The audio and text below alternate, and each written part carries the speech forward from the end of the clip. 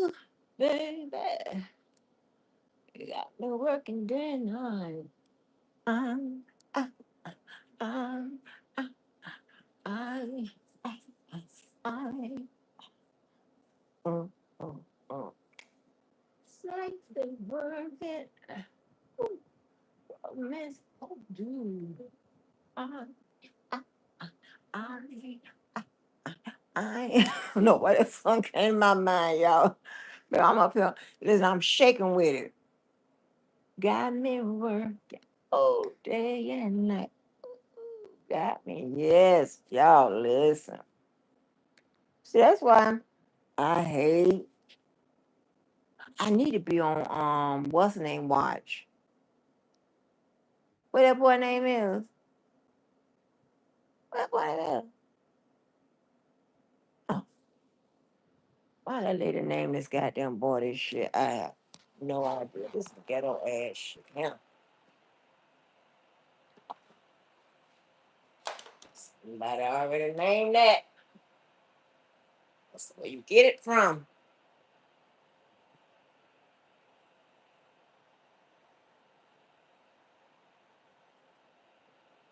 I mean, they saying Carmelo is broke. Um, what Danielle? Hey Danielle. Hey, my Queen K.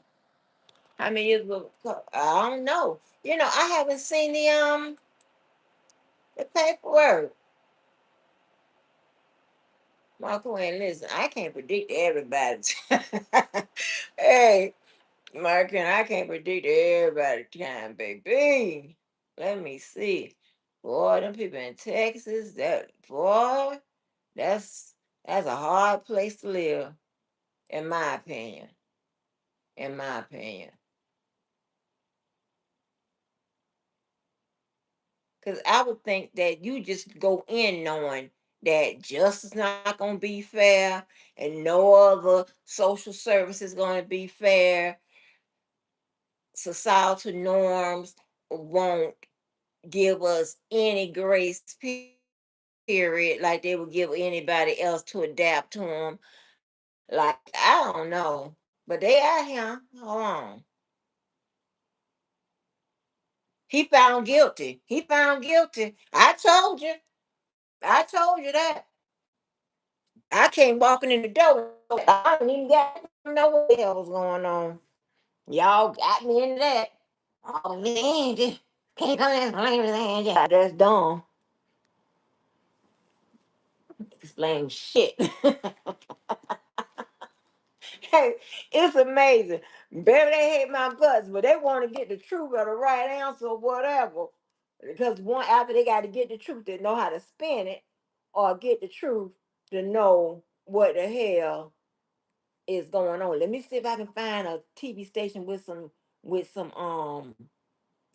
sound. Did it just come through? Child, let me hit my phone.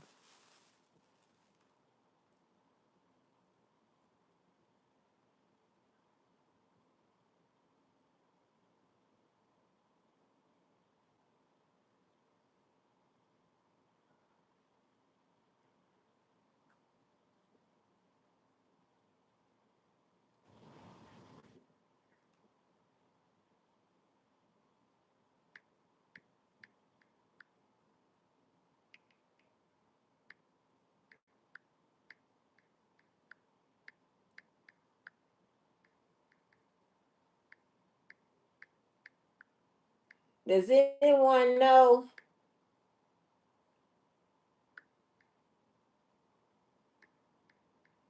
Does anyone know when the if there's a like a reply by date that the prosecutors or defense was supposed to have in R. Kelly's case? Um, does anybody know if there was a reply by that, or have they already passed and we're just waiting on the judge to make a decision? It feels so wonderful talking about some intelligent shit. Don't that shit feel good?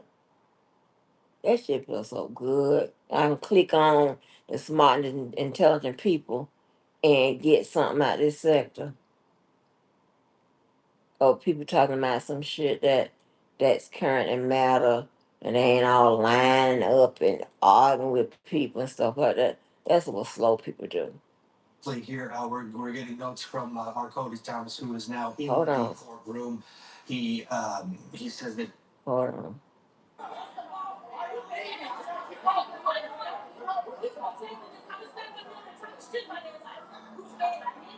Oh, she ranking. She called somebody I think a goosehead bitch. Black girl.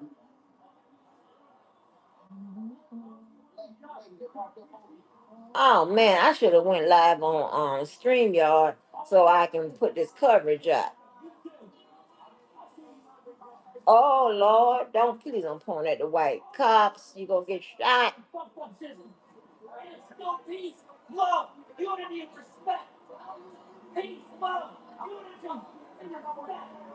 My queen, baby, I don't know. What you been up to, my queen? My queen can't rat on there. How many years he gonna get? I don't know. In the case against Carmelo Anthony, a jury of 12 has come to a unanimous decision. In under 3 hours, this jury is made up of all non-African Americans, which was a point of contention after jury selection by the defense. Outside of the courthouse in Collin County, located in McKinney, Texas. This is a live picture of the scene outside. You see heavy security, and many people have come out. This has been the case throughout the trial, that people have come out because it has been a lightning rod. Has this case been? There have been no cameras. There were no cameras allowed, so we have relied on that. It was an appealable issue. People have relied on different news organizations to deliver the details of the trial as it's unfolded, and that, of course, makes a difference, because had a camera been allowed in this case, we all would have witnessed the exact same thing. Not. And I'm trying to figure out, and I hate to pause it, but I'm trying to figure out, did the media put in any motions or anything like that to get the cameras in the courthouse? And let me ask you this, right? If you know anything about Texas, how the law works in Texas, do you think that they are so loose with appealable issues, right? Issues that can come up during post conviction release, that they know that Texas don't overturn shit, really. They don't. They operate as if they aren't even a part of the American judicial system. I'm saying, I don't know what the fuck is going on. Anytime it stands that a law, it's deemed a law, it should have affected this guy that got murder, that got death penalty. However, because it couldn't live beyond the Supreme Court, the law had nowhere else to go. So boom, they don't do nothing with it. That with a whole bunch of other stuff that was something that could have things that could have been taken up on appeal and everything else, right? Check this out right here. George Bush was the governor then. George Bush did not grant him a stay or nothing like that. And he also, when he granted, he didn't even offer an opinion or anything like that. He just denied it. And the man, went on through to his death. That's crazy. And I told you he had an issue that he contracted a disease that he contracted over there fighting for us, and it's one that clearly affects his brain make them act crazy, do whatever, right? And that didn't even play a part. And this was substantiated. This is nothing that, you know, he just talking shit. If this wasn't nothing that was contained in a brief or anything like that, that was just, I'm gonna throw this out here. But when they go ask for proof, I'm just gonna charge it to the game. I'm just gonna duck it. I ain't gonna answer. I'm gonna let it expire, right? No, they had proof, and still George W. denied that man a state. That is, I mean, listen, they're a little different up there. I'm just saying, or over there, because I don't understand how in the hell. Now, let me tell you something. I may be wrong, but the judges that we've talked about with regards to the cases that we went over, I don't see any of those just judges allowing all of these appealable issues to even fester. And what, like, okay, no cameras and stuff. You dismiss these the black jurors. I mean, the shit just goes on and on and on from what I've heard so far, and I don't know what else there is. There ain't no way in hell. Judge Ann been like, yeah, you bring them cameras on there. Like, what?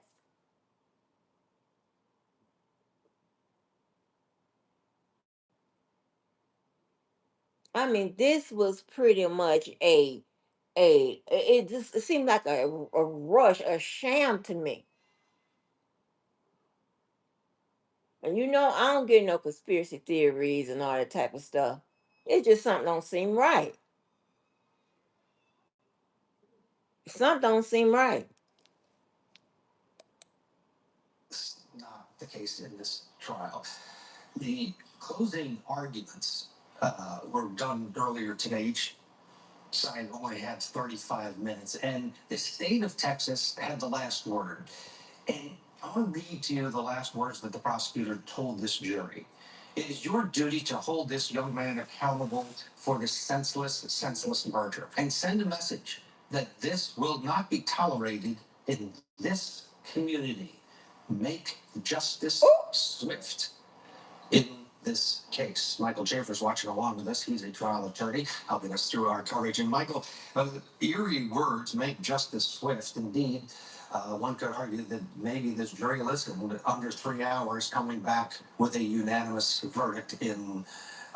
He looking confused.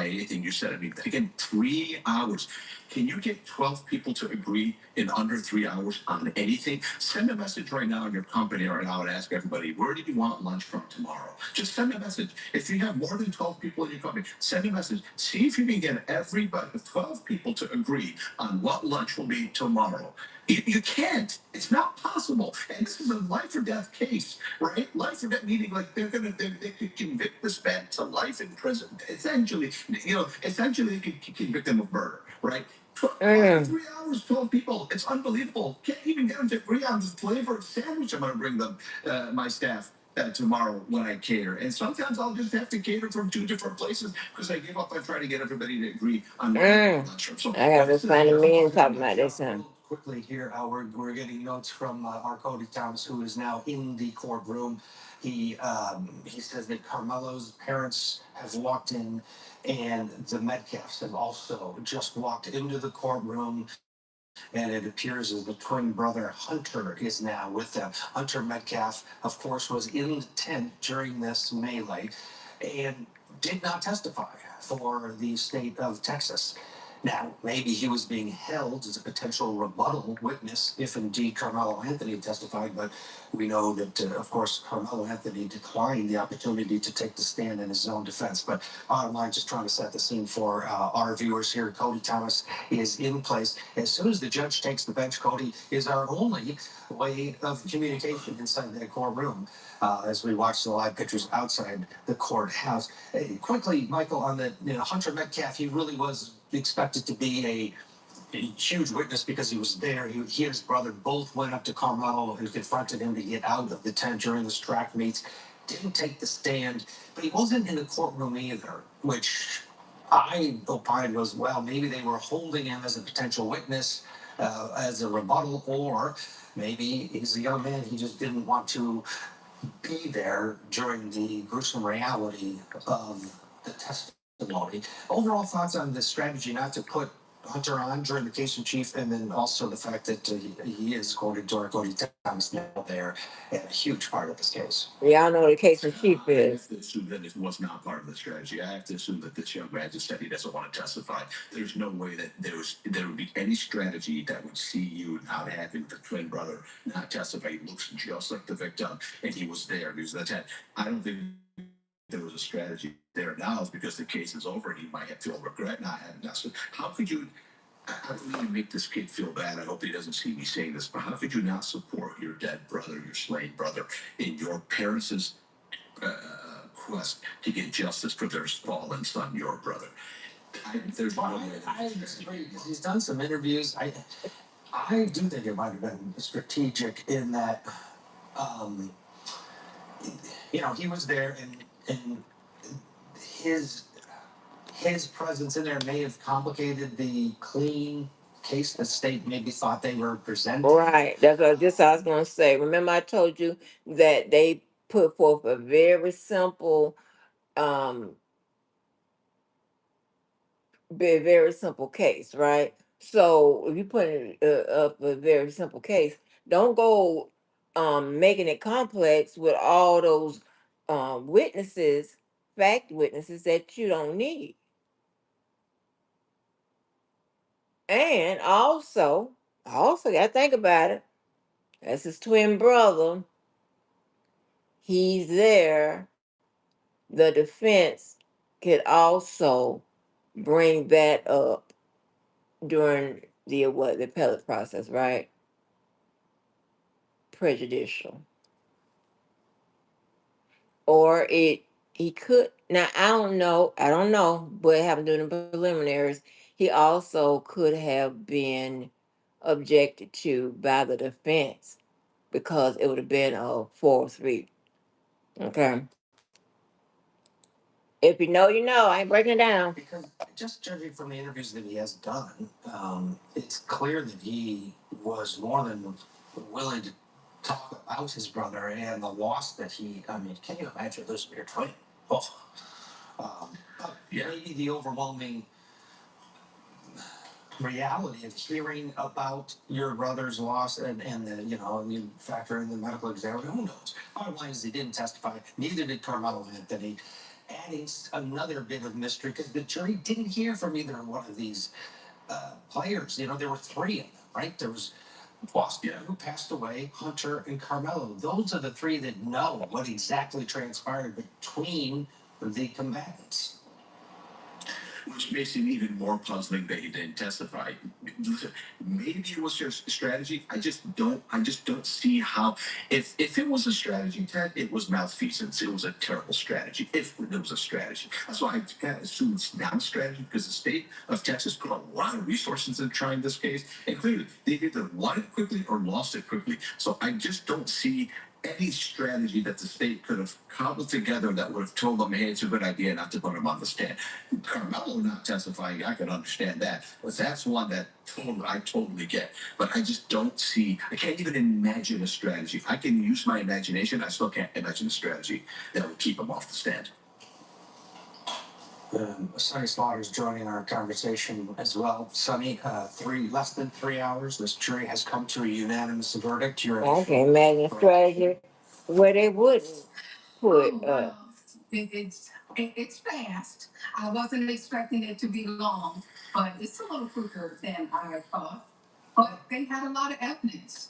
Well, on the prosecution side, so I'll look forward to hearing what the verdict is. What about what we're watching outside, Sonny? It has calmed down in the last few minutes. People seem to have gone to their separate corners, but that could change after this verdict. It won't go right away. Yeah, my hope is that everyone remains calm no matter what the verdict is, because none of what they do that is destructive, that is agitating or irritating, will change the verdict or have any impact except a negative impact. So everybody, no matter where they are in the world watching this, everybody just needs to remain calm, don't engage law enforcement, and don't cause any problems, because it's not going to change anything. It's only going to make it worse. Okay, let's do this. Let's get a commercial break in right now, because Cody Thomas is in the courtroom stating that parties are gathering. Both sets of parents are in the courtroom. The twin brother, Hunter Metcalf, in the courtroom just waiting on the judge, and then the jury. Back into this. And it's crazy. Just watch live sports at home. Do y'all anticipate any marches? Hold on, let me see, get it to that point.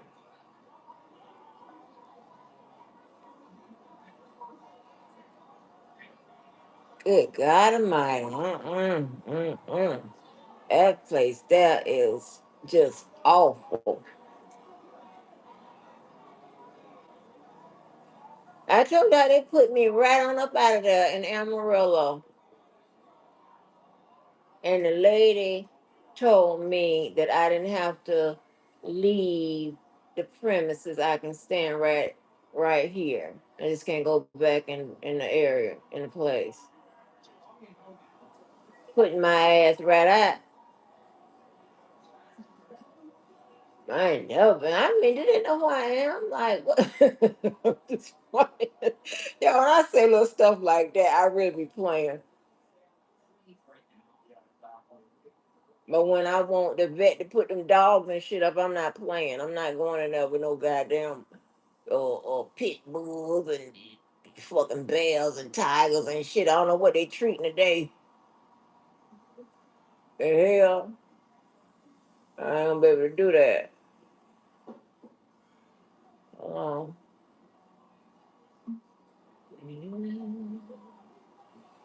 so they been Michael Jackson and this. I don't know if y'all get the same shit I'm getting, cause they been Michael Jackson and this goddamn internet.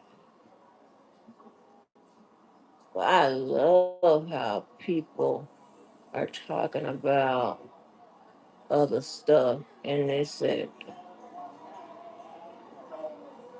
well, while we wait, um, another thing, right? Don't y'all remember, and I gotta put this in my line, but don't y'all remember when that old no good ass Niecy Mo, didn't she say something like DJ Tyson was trying to touch her or come on to her or some shit like that? Then she turn around and get back in DJ Tyson's face.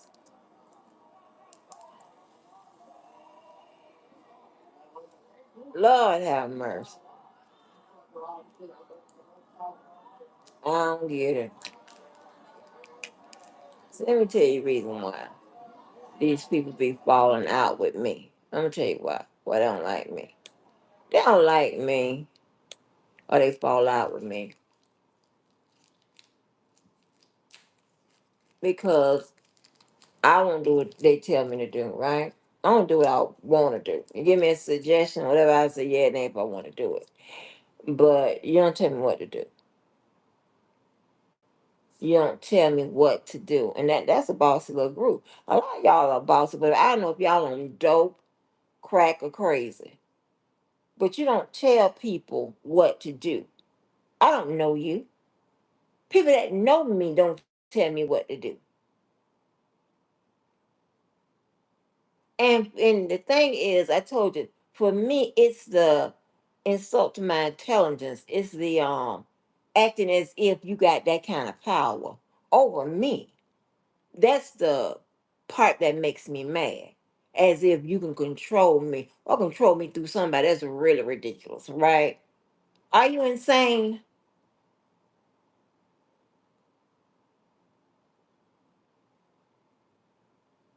Huh?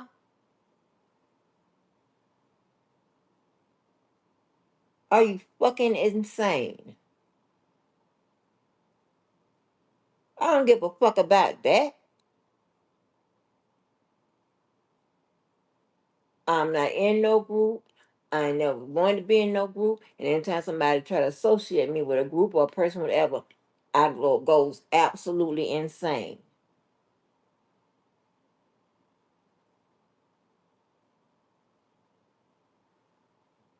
I don't do that.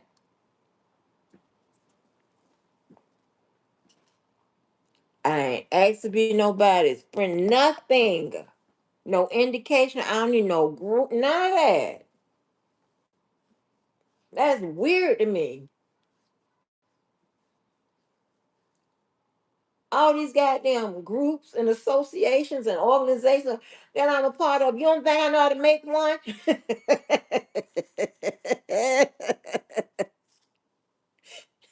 You don't think I know how to make a friend? God damn. You know, y'all be baby, y'all be acting like we all the same, and I done told you. I don't give a fuck what nobody tell you. We are not the same. Common sense would tell you that. It's annoying.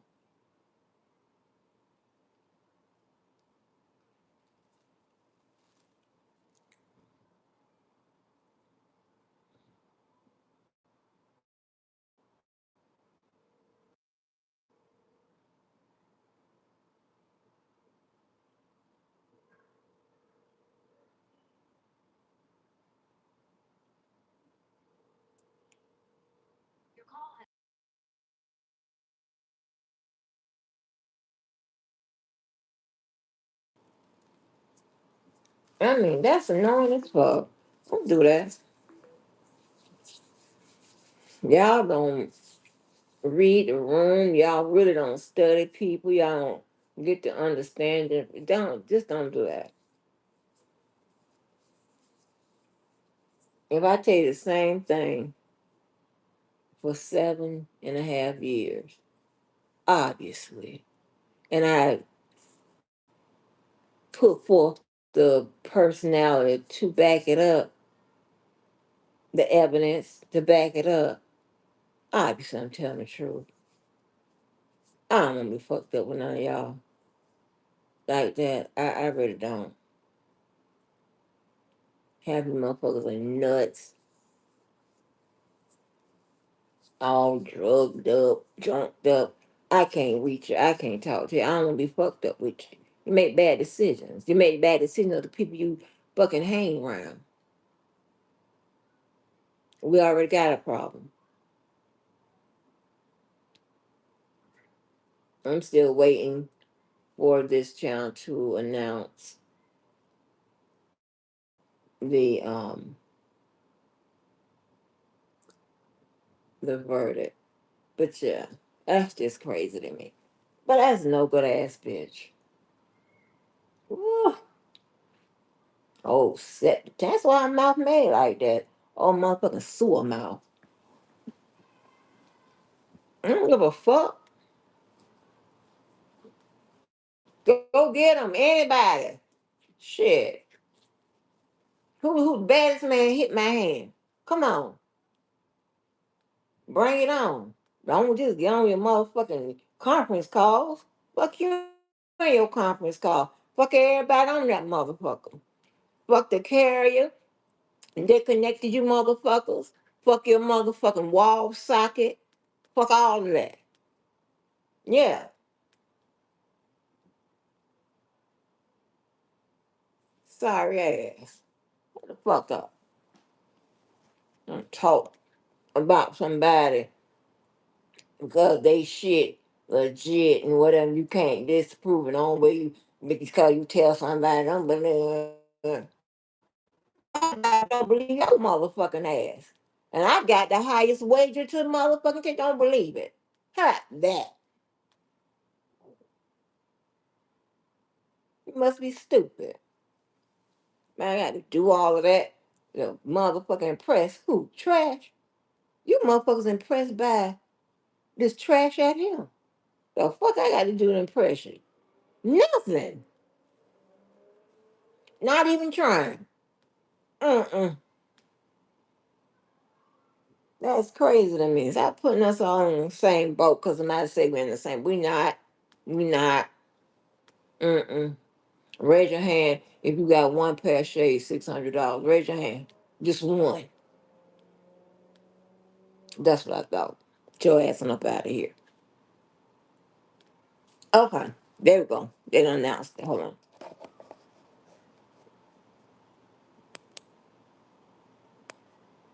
So it'll just be a matter of seconds before this crowd reacts. Wow.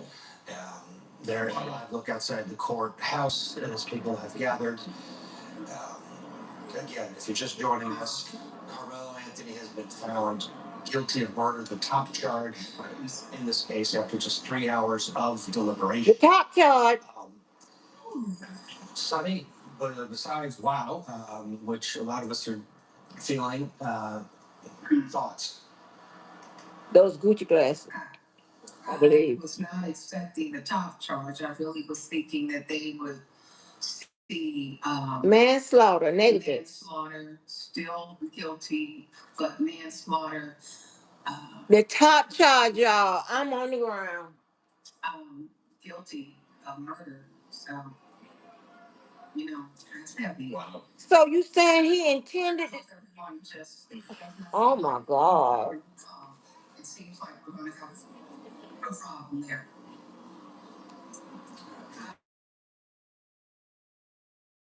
Oh my God. And y'all, Texas, their shit is even different. What is done, Michael? Oh man, hold on. Just let me tell you this. In some states, the defense gives their closing statement first. Okay, they all fucked up in that state. Hold on, let me see if they I'm home or something else. Yeah, this yeah, I'm sorry, Ted. This is just dumb. This is stupid. I can't believe that this jury came back in 3 hours was guilty. I'm totally stunned. On top of that, this judge as well, not letting put cameras in the courtroom. I mean, good job. Good job, Your Honor. Really, really, really good job. You handled it really, really well. You have this community that's about to get lit on fire. You don't allow cameras to go into a courtroom. The community already believes that this kid is being railroaded. And look at what happened. Your jury came back within 3 hours for a guilty verdict for a kid who used a 4-inch knife one time, didn't use it multiple times. Was it wrong? Yes. But was it murder like beyond a reasonable doubt? No. And was it murder beyond a reasonable doubt within 3 hours? Absolutely not. This is insane. This is dumb. Cody Thomas saying that there are tears on Carmelo's side of the courtroom, and they're going into the penalty phase immediately. So this, no one is leaving the courtroom. They're going to now go into the penalty. Oh, There's a huge, some that's the late up there gasping. now 19. That's gonna turn up that gasping. The sentencing for the top charge in a lot of states, you could you're found guilty of murder, you're going away. Sometimes for life, life without, or at least 25 to life before you're out. Texas is different. The range of sentencing here is 5 years to life in prison. So the decision making now, we'll wait till Cody updates us whether the jury's going to stay and do the sentencing or if it'll be the judge. Boy, Michael, if I'm the defense, if I'm getting that jury as far away from this courthouse as possible. Yeah. Yeah, 100%, 1000%. I'm not letting this jury touch. I mean, I'm questioning the jury. I asked them, how did you reach your verdict? How did you reach it so quickly? What happened? He was a 4-inch nothing. You said one time he was pushed. I'm not saying that it was right, but what are you doing? How did you get this verdict? I want to know. My whole identity as a defense attorney would be in question right now. I'm questioning my identity right now, and I have nothing to do with this case. How could you come back like that? God. I'm enraged right now. This is very upsetting. And then on top of it, to compound it, this dumb judge didn't allow cameras in the courtroom. What was your wisdom? What were you thinking? How you put on a robe? Are you that much of an imbecile that you won't let cameras in the courtroom in a case like this? This is not a rape case. This is something different. God. Something that's clearly the whole community is enraged, and you knew that before the trial started. So I mean, this is very upsetting. You see the reaction of the crowd outside, of course. My stomach just dropped. News that This is crazy. Carmelo Anthony has been found guilty of the top charge of murder, and now it's The top charge, y'all. they have the penalty phase. At this point, you do wish that the people that were supporting Austin Metcalf would just leave. To be honest, the jury has come back with guilty. There's no need for Mr. Stars and Stripes to be standing there with his moronic, intimidating, stand your groundish, cliche. I never heard court TV get down on people like this. You want. Move on. Get out. Nobody believes no murder won for this case. It's kind of Kimberly. It's nice to see your reaction here. If I'm the defense attorney, I'm already preparing my appellate brief. I want to poll the jury. I want to know one by one, is this your verdict? I already have my Batson challenge enumeration area in my appellate brief. I'm already I'm pivoting right now. And I'm also trying to get some mitigation witnesses ready. He's a good kid, Judge. This was a mistake. We're remorseful. He admitted it as soon as the police stopped him. You have to pivot as a defense attorney and move on to the next phase. The verdict is in. Yeah. Cody Thomas saying that there's lots of crying in the courtroom as everybody absorbs this on Carmelo's side. Also, on the Metcalf side, tears. And again, they're going straight into the penalty phase. And Judge Bando, the jury makeup. There was a Batson challenge launched after the state really used their strikes to get rid of the only 3 African Americans that were potential jurors. And they said this is because they worked for the school district or a school district, and that's the reason they cut them out. Looking forward, is that reason enough in your estimation? It may not be reason enough, but it's a substantial possible enumeration error that I would definitely raise. That would be number one. Yes, I told you. On the forefront of this, that my client was not afforded a jury of his peers. The state arbitrarily struck them as jurors based on their race, and not because you can be an educator and be reasonable. That doesn't automatically eliminate you from being a juror on this panel. But they said the other questions. Discipline, rehabilitating, actually would be better jurors because they're used to dealing with these scenarios with children fighting, having difficulties.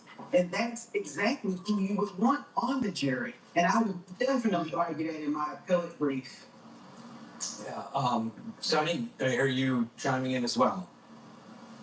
Yeah, I agree. I agree with Judge. Was it a preemptive challenge or was it challenge for cause for the jurors?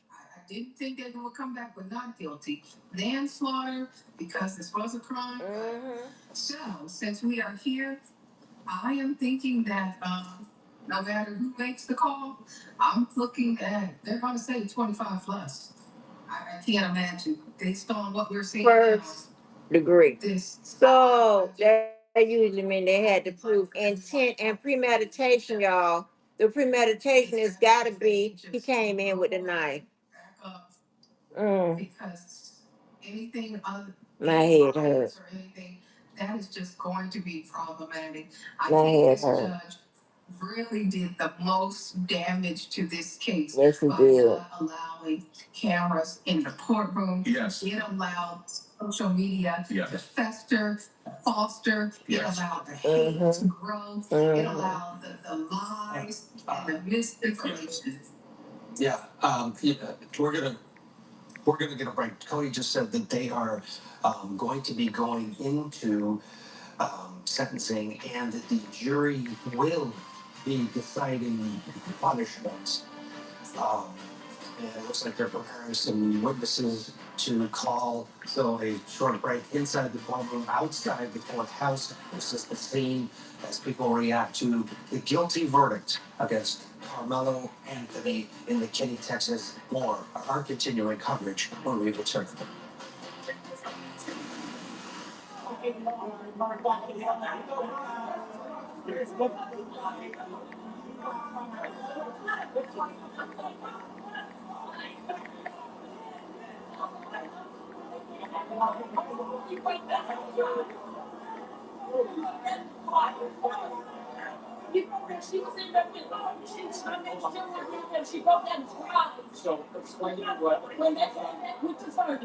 And check this out right here.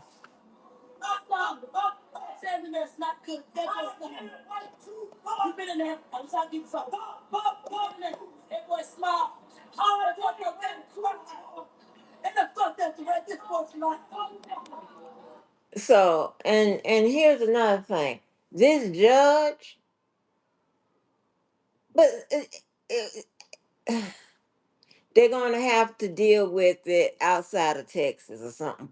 I don't know, because this judge could have also refused to allow them to strike those jurors. I don't know if it was a peremptory strike, was a strike was called. I mean, I'm sorry, was it a peremptory? Yeah, strike is peremptory.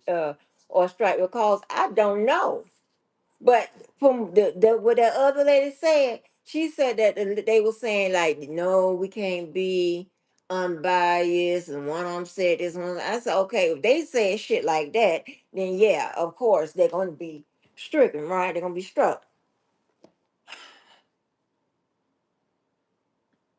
Because TV isn't reporting any of that. What I don't goddamn know.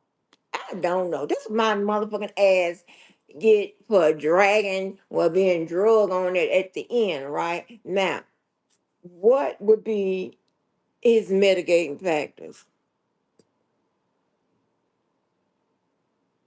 What would be his mitigating factors? They said this motherfucking town breeds racism. They got a whole history of racism.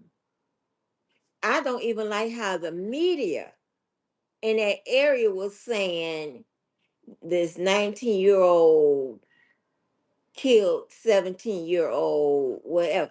Was he 19 years old when he killed the boy? Wasn't both of them in school? Like, god damn. And if he was 18, oh my God. First degree murder, which generally means that you have to prove intent and some, premeditation. If premeditation is, I'm so goddamn confused with this. You got to understand, you got to think of Texas as in a different matter. Jurisdictions, when it comes to the laws, they are different, right? The only one that's similar to Texas I can think of is old dumbass Georgia with their felony murder and capital. I mean, they got every kind of murder you can think of. This is terrible. This is some bad business here. And my mom was some bad shit here, bad business. Some of the milk ain't clean. Ready made family.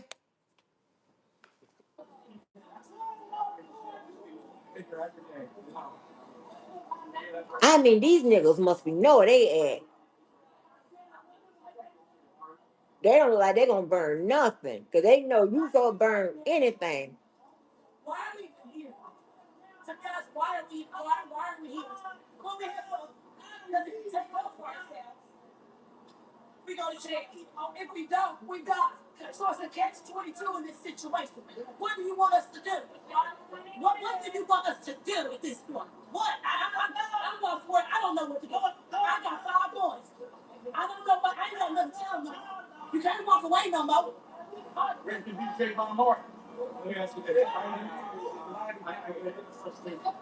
Mm.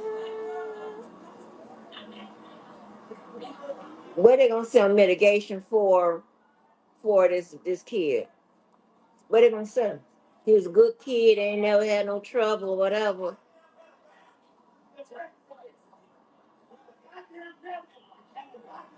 Who said I heard about somebody as a pedophile? These niggas ain't even tearing up a tree. These niggas must be no. You do anything this time, you gonna get shot. This the quiet. I ain't never seen no quiet niggas like this, huh? Babe.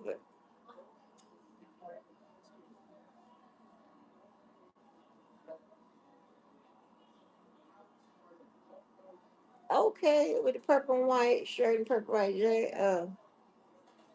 Jay look like Jay. Y'all. Child, I done got nervous. I'm nervous.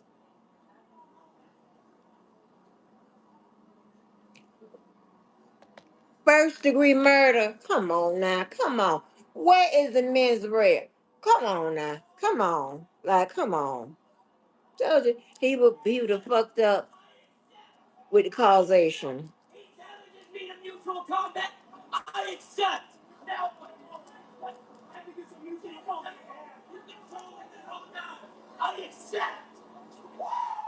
Oh my God. You gonna get shot?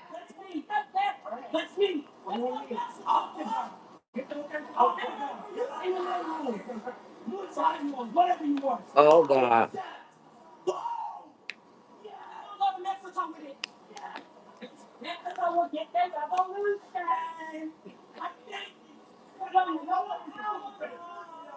Now that crazy nigga there look like he ready for battle. But he jumping in the Mexican face.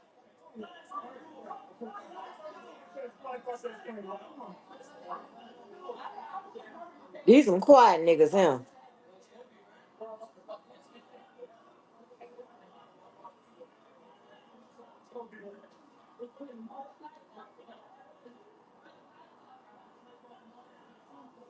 I'm just Welcome back to Quote TV Live. And the breaking news at this hour, which we continue to follow out of McKinney, Texas, is that even the court TV in people under 3 hours confused. has found Carmelo Anthony, the Oh, 19-year-old, guilty of first-degree murder. The sentence, which will be decided by the jury in this case, is anywhere between 5 and 99 years. It was a very disappointing verdict, obviously, from the defense, but there is still another battle to be waged, and that is to convince this jury to go on the lower end of sentencing guidelines, which is huge. 5 to 99, obviously. There's a lot to decide. They are preparing for the penalty phase immediately. So our Cody Thomas is in the courtroom sending us notes real time. They've taken a short break, but no one is allowed to leave the courtroom. The same jury my nerves bad. decided guilt or innocence will decide punishment in this case. Carmelo Anthony, of course, admits to stabbing 17-year-old Austin Metcalf at a track meet in Frisco, Texas last year. He was underneath the Memorial High School tent, was Carmelo Anthony, but he didn't go to Memorial High School. And when Austin and his brother Hunter Metcalf, they're twins, approached him, they argued. And after being pushed, Carmelo Anthony reached into a bag and grabbed a 4-inch knife and stabbed Austin Metcalf to death with one stab to the heart. He bled out. Hunter Metcalf, the twin, did not testify at trial, but he is in the courtroom now. And according to our Cody Thomas, there were tears when the jury verdict was read on the Anthony side of the courtroom, also on the Metcalf side of the courtroom. Outside Hey, what time you get on? reaction is, well, you can see it live. There are many people gathered. Oh, you off today? House. There were no cameras. Oh, if you get a chance, can you grab Gathered throughout this trial, and today hold on. is where come.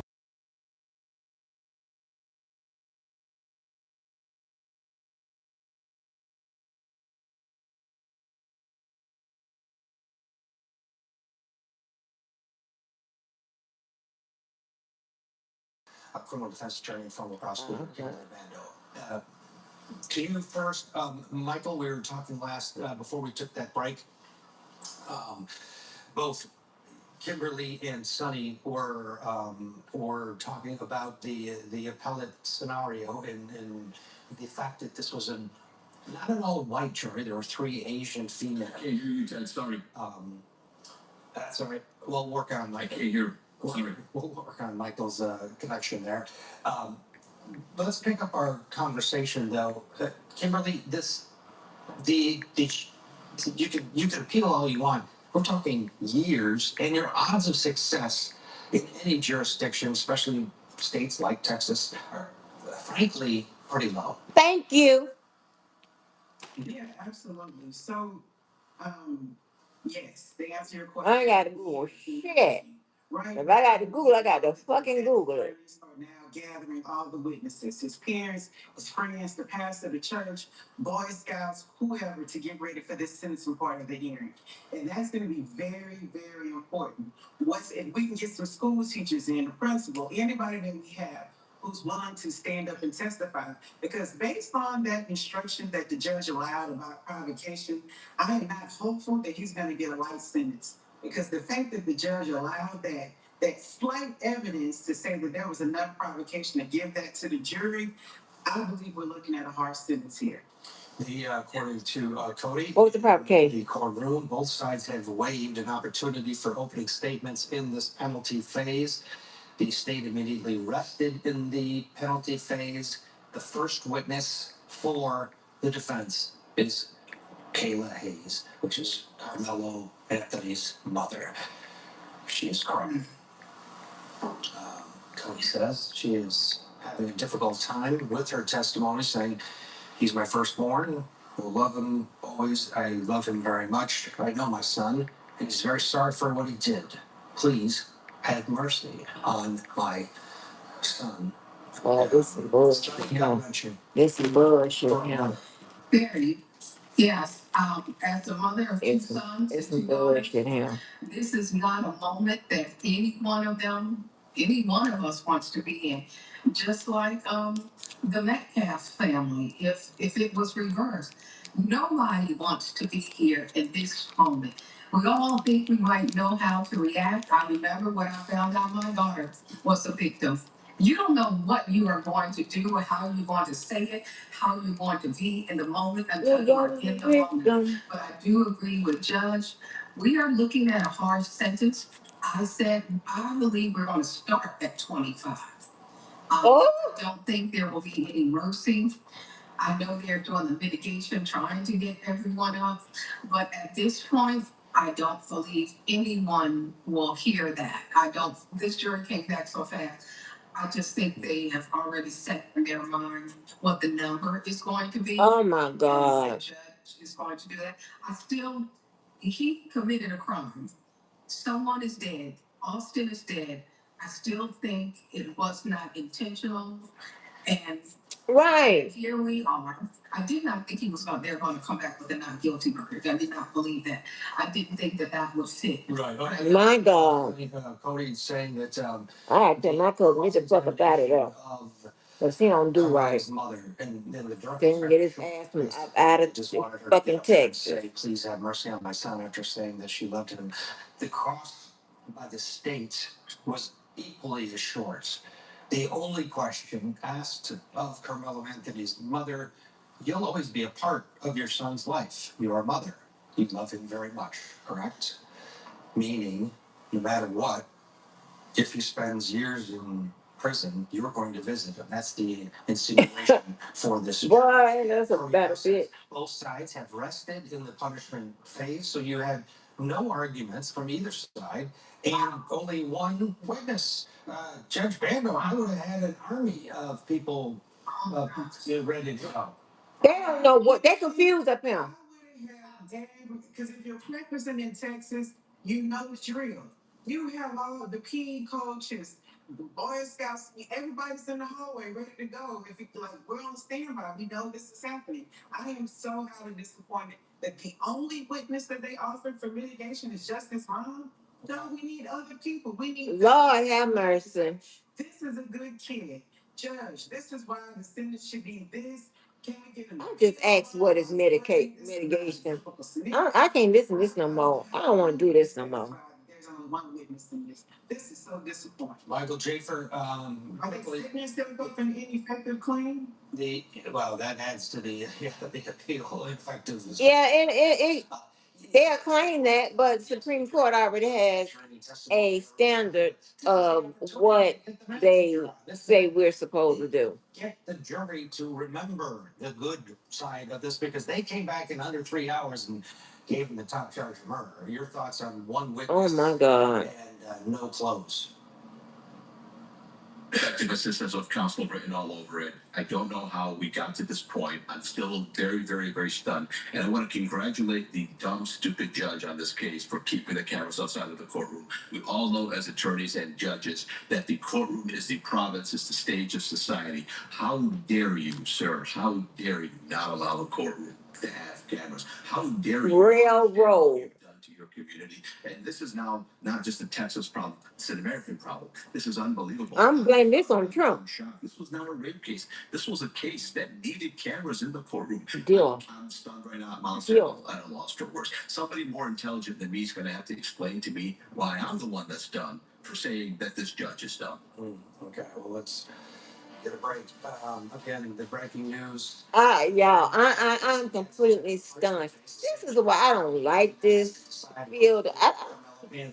Five is the low end, 99 years is the high end. Are continuing. First degree, y'all. Come on now. Come on. Come on. How you prove the elements in first degree?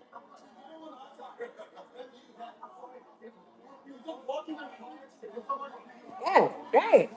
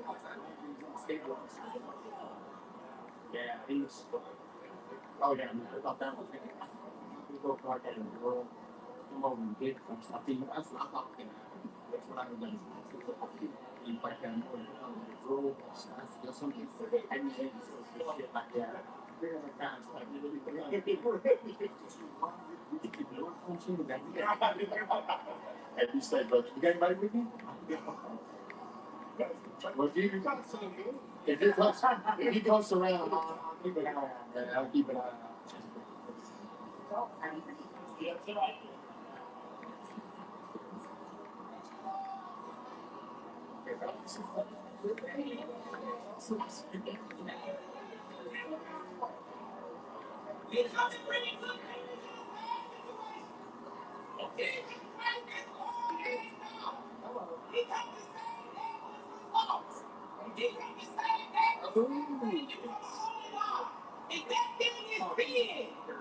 we're gonna protest.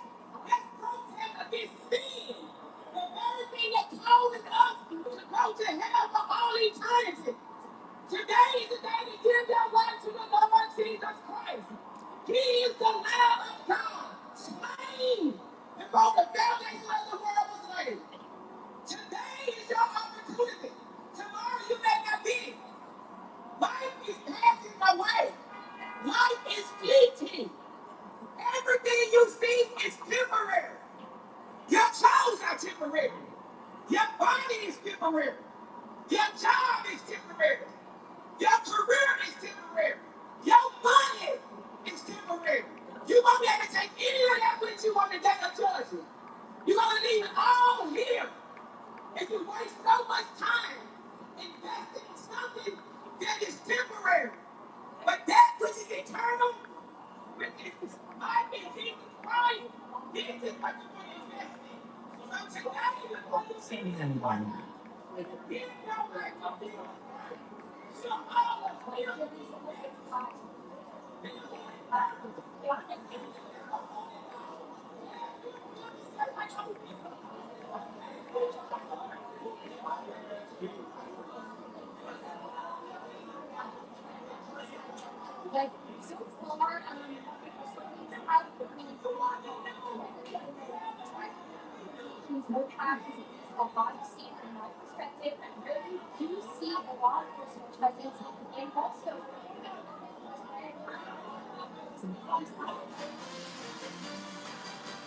Welcome back to Court TV Live and our continuing coverage of the breaking news out of the state of Texas. Carmelo Anthony has been found guilty of the top charge of murder by a jury of 12. They took less than 3 hours to deliberate before rendering their verdict for the stabbing death of Austin Metcalf during a school track meet.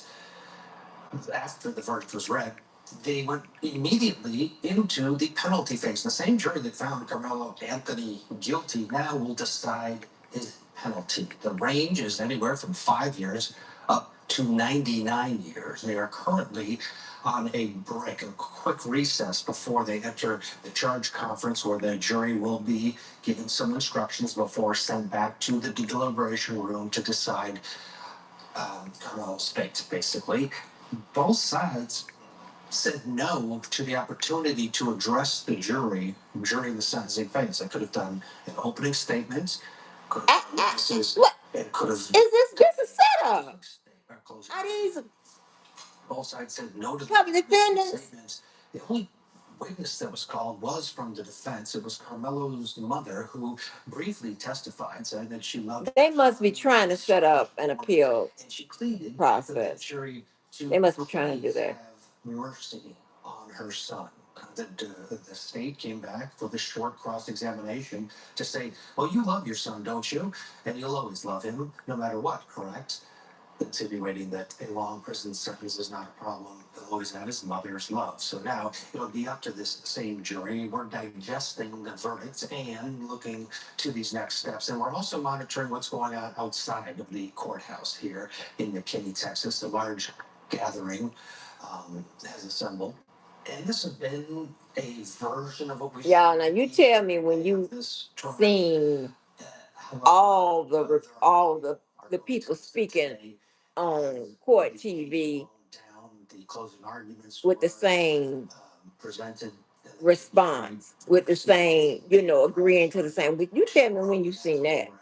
It's crazy. Of course, with many in attendance was disappointment, but there were others there who were undoubtedly pleased. Both sides have been represented outside of the courthouse. Judge Kimberly Bando is with us, along with Sonny Slaughter. We've been all watching this play out through the eyes of our Cody Thomas because, again, there's no camera in this courtroom. And it is hard to understand the defense strategy here in the penalty phase Both of you shaking your heads. Sonny, you first. Real opportunity. Everybody shaking their head and they just dumbfounded. Justify. That makes a difference. They trying to go for an appeal process. That's the only thing I can think of. Because I'm not gonna believe this. 3.7 grade point. Going, he was on his route, his way to college. He was a two-sport athlete, no criminal record. Didn't have. He's not. He should be. Those things should be accentuated during the penalty phase and reminded to the jury. Hey, listen, this before you go back there. Didn't happen, Sonny. No, it didn't happen. And the mother, she is being a mom, but she really should have been prepped to really talk to the Metcalf family and the jury about not just who her son was, but who he could be. And that in a moment of irrational thinking, he did the unthinkable. But that's not who my son is. And none of them were there. None of us were there. And we don't know what actually happened. We only know what people perceive to have happened, but that's not my child. My child has deep regret. My family has deep regret. He is a scholar. He has the opportunity to turn his life around. She needed to be talking about her son in the future to get them to see who he could be outside of this. And she was not prepped and ready for that. What she said was not enough to change anything. She also should have been speaking to the fact that what is going to happen outside, that everybody need to calm down. So that could also be related. There's so much in a mitigation part of the case, family members, siblings. I know because I've been there. They could have done this differently. I'm sorry. Yeah, to your point, this is a live picture outside of the Collin County Courthouse where there's been versions of this throughout where you have both sides coming face to face. It's unfortunate. The verdict's in. There are really no Yeah. Let me see. need Kimberly for. Okay, I think that's. Let me see if they got if they give it. The white guy arguing now here. Like he's trying to. It's a powder keg. And if this jury comes back with a very, very long sentence, it's going to be even worse. We would think. Absolutely agree. And we were on that break. This would have been actually a perfect time for us to hear from Carmelo. They should have put Carmelo up on the stand and let us see who he is. Let the jury read his demeanor, see him in his genuine form about how because at this point he's been convicted. So this was the opportunity for the jury. Could have done that too. Child, I'm confused. They must be deliberately throwing this case to set up a big old ineffective assistant of counsel uh um argument as well as some other shit. They have to be. Cause you ain't finna tell me. And doing that, believe it or not, is a strategy. But because you ain't gonna tell me, even if they were some goddamn public defenders, I know goddamn well they know better than this shit here. They must be saw the handwriting was on the wall or something.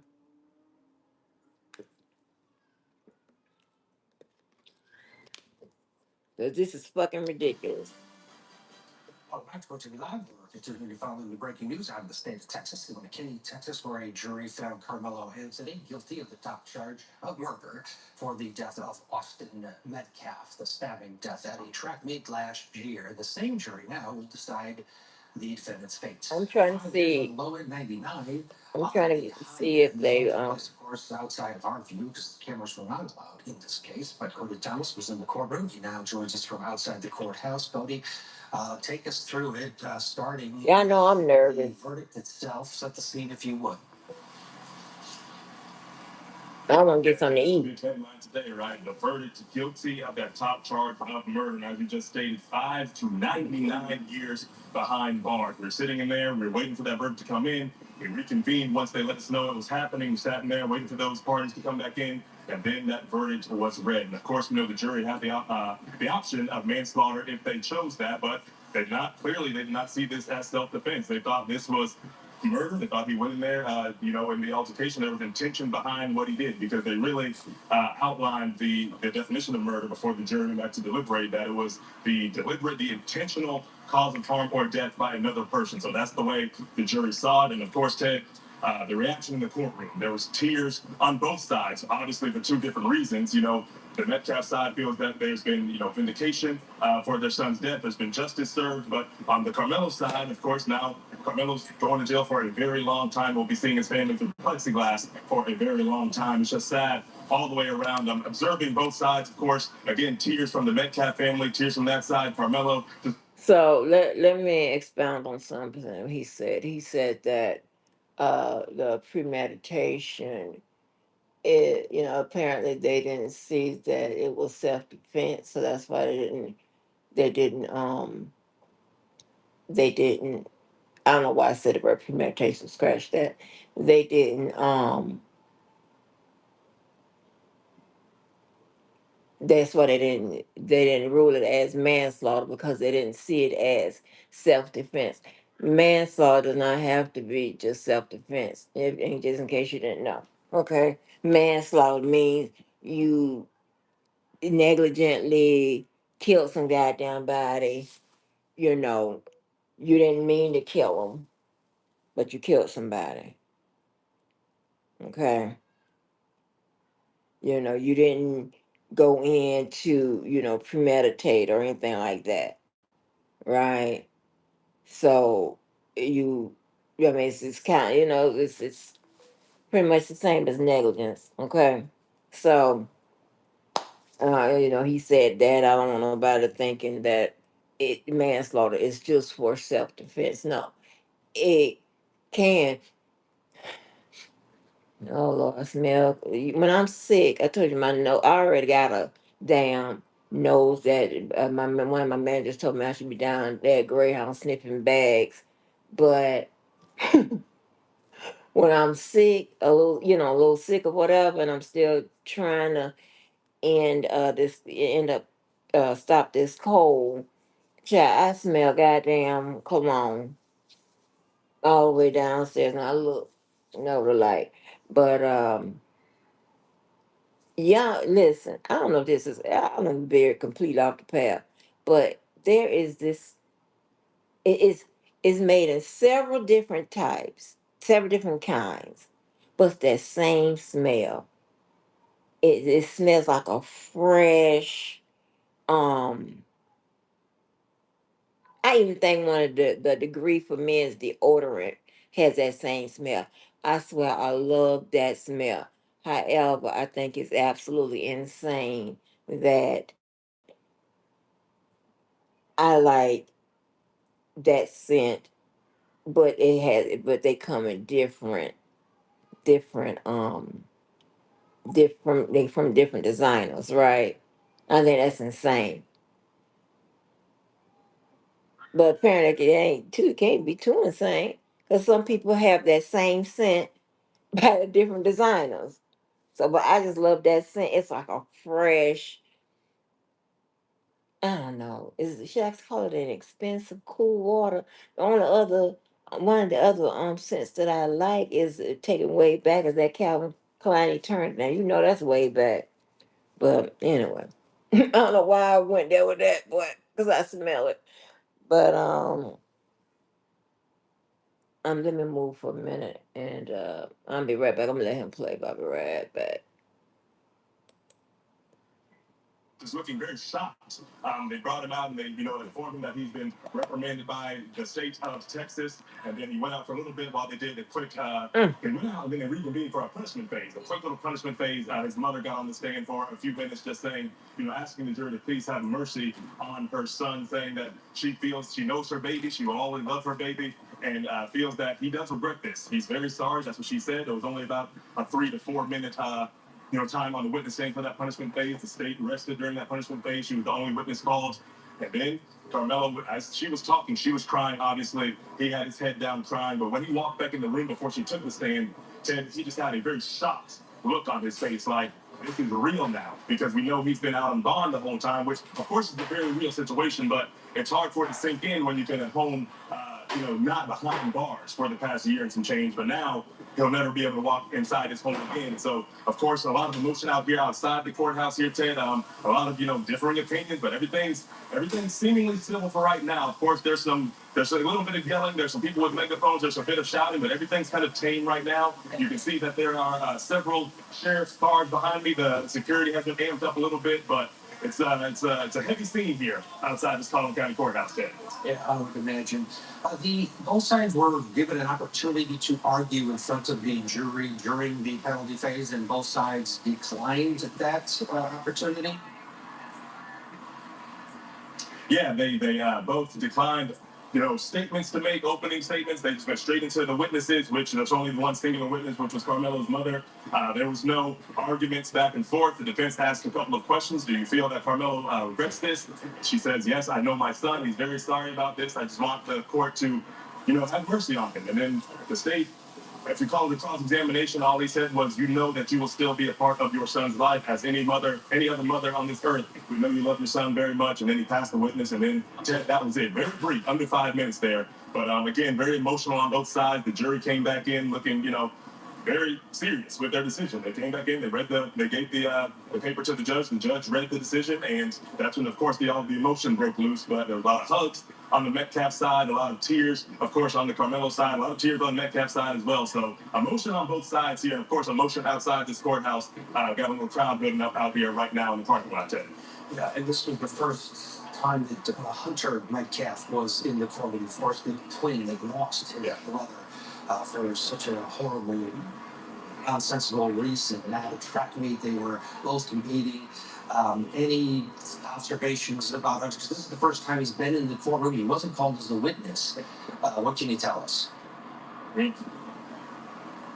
Yeah, first time we saw him, Ted, and a lot of, we were expecting him to be called under the prosecution's case. We thought that was going to be probably one of the final witnesses to kind of end their case with a bang, but they never called him. And, we kind of assumed that because he wasn't inside the courtroom throughout the duration of the trial, and we know testifying witnesses cannot be inside the courtroom in the gallery while other witnesses are testifying. So that's why people thought he was going to take the stand, but of course he ultimately did not. But we saw him walk in today, a little expressionless, kind of walked in, sat with his mom and dad, and once this verdict came down, there was some celebratory gestures on the Metcalf side, and then, of course, a lot of tight hugs and everything, but we only saw him for those brief minutes there before both sides eventually left the gallery and presumably left this courthouse now. We don't know if they're in the back room somewhere, but they walked out the courtroom, of course. What happens now? The jury will be charged again with some brief instructions, I assume, before deliberations begin? Yeah, that's what's happening right now, Ted. They're having a charge conference right now, and then they'll go back there and then deliberate the punishment. So that's where we're at right now. If I was able to come out here and give this update to make sure our viewers are updated on the latest and greatest facts that come out of this case. But yeah, that's what they're doing right now. They're turning to having a charge conference. Then it will go to that jury so they can deliberate what the fate will be of Carmelo Anthony. Of course, with that charge, he's facing 5 to 99 years behind bars. Very serious offense here, Ted, that he's now. Top charge against him. 5 to 99. I don't life without eat parole. when I get Because of his age. nervous, So right? I kind of eat sometimes when I get upset. to which he will be. I noticed that. I noticed that and/or after the election. I saw you looking to the side there. I just kept on eating. You've seen. I'm getting upset. I just kept on eating. People I done went in here. then sort of relax. Are people got me some going home or potato salad. This is crazy. They're still congregating on both sides. There's kind of this, trying to describe it to you, right in front of the courthouse. There's kind of this middle road. There's middle road. I'm wondering, is there any white people They're kind of in front of the barricades here with, I'm counting, roughly a dozen sheriffs standing up for sure that the peace is still here, but they're yelling across the way at each other, of course. The opposing sides here, whether they're for the Metcalf family for the Carmelo Anthony family. So they're over here now. It's, I don't know, maybe 100 people out here. Of course, some of them don't want to get in the shot, so I'll refrain from paying the camera over because I don't want to instigate or escalate anything. But there's plenty of law enforcement out here making sure everything is safe. Oh, that ain't gonna trip. And that's been the case throughout. This jury's worked very hard. And the judge has Man, fucking jury.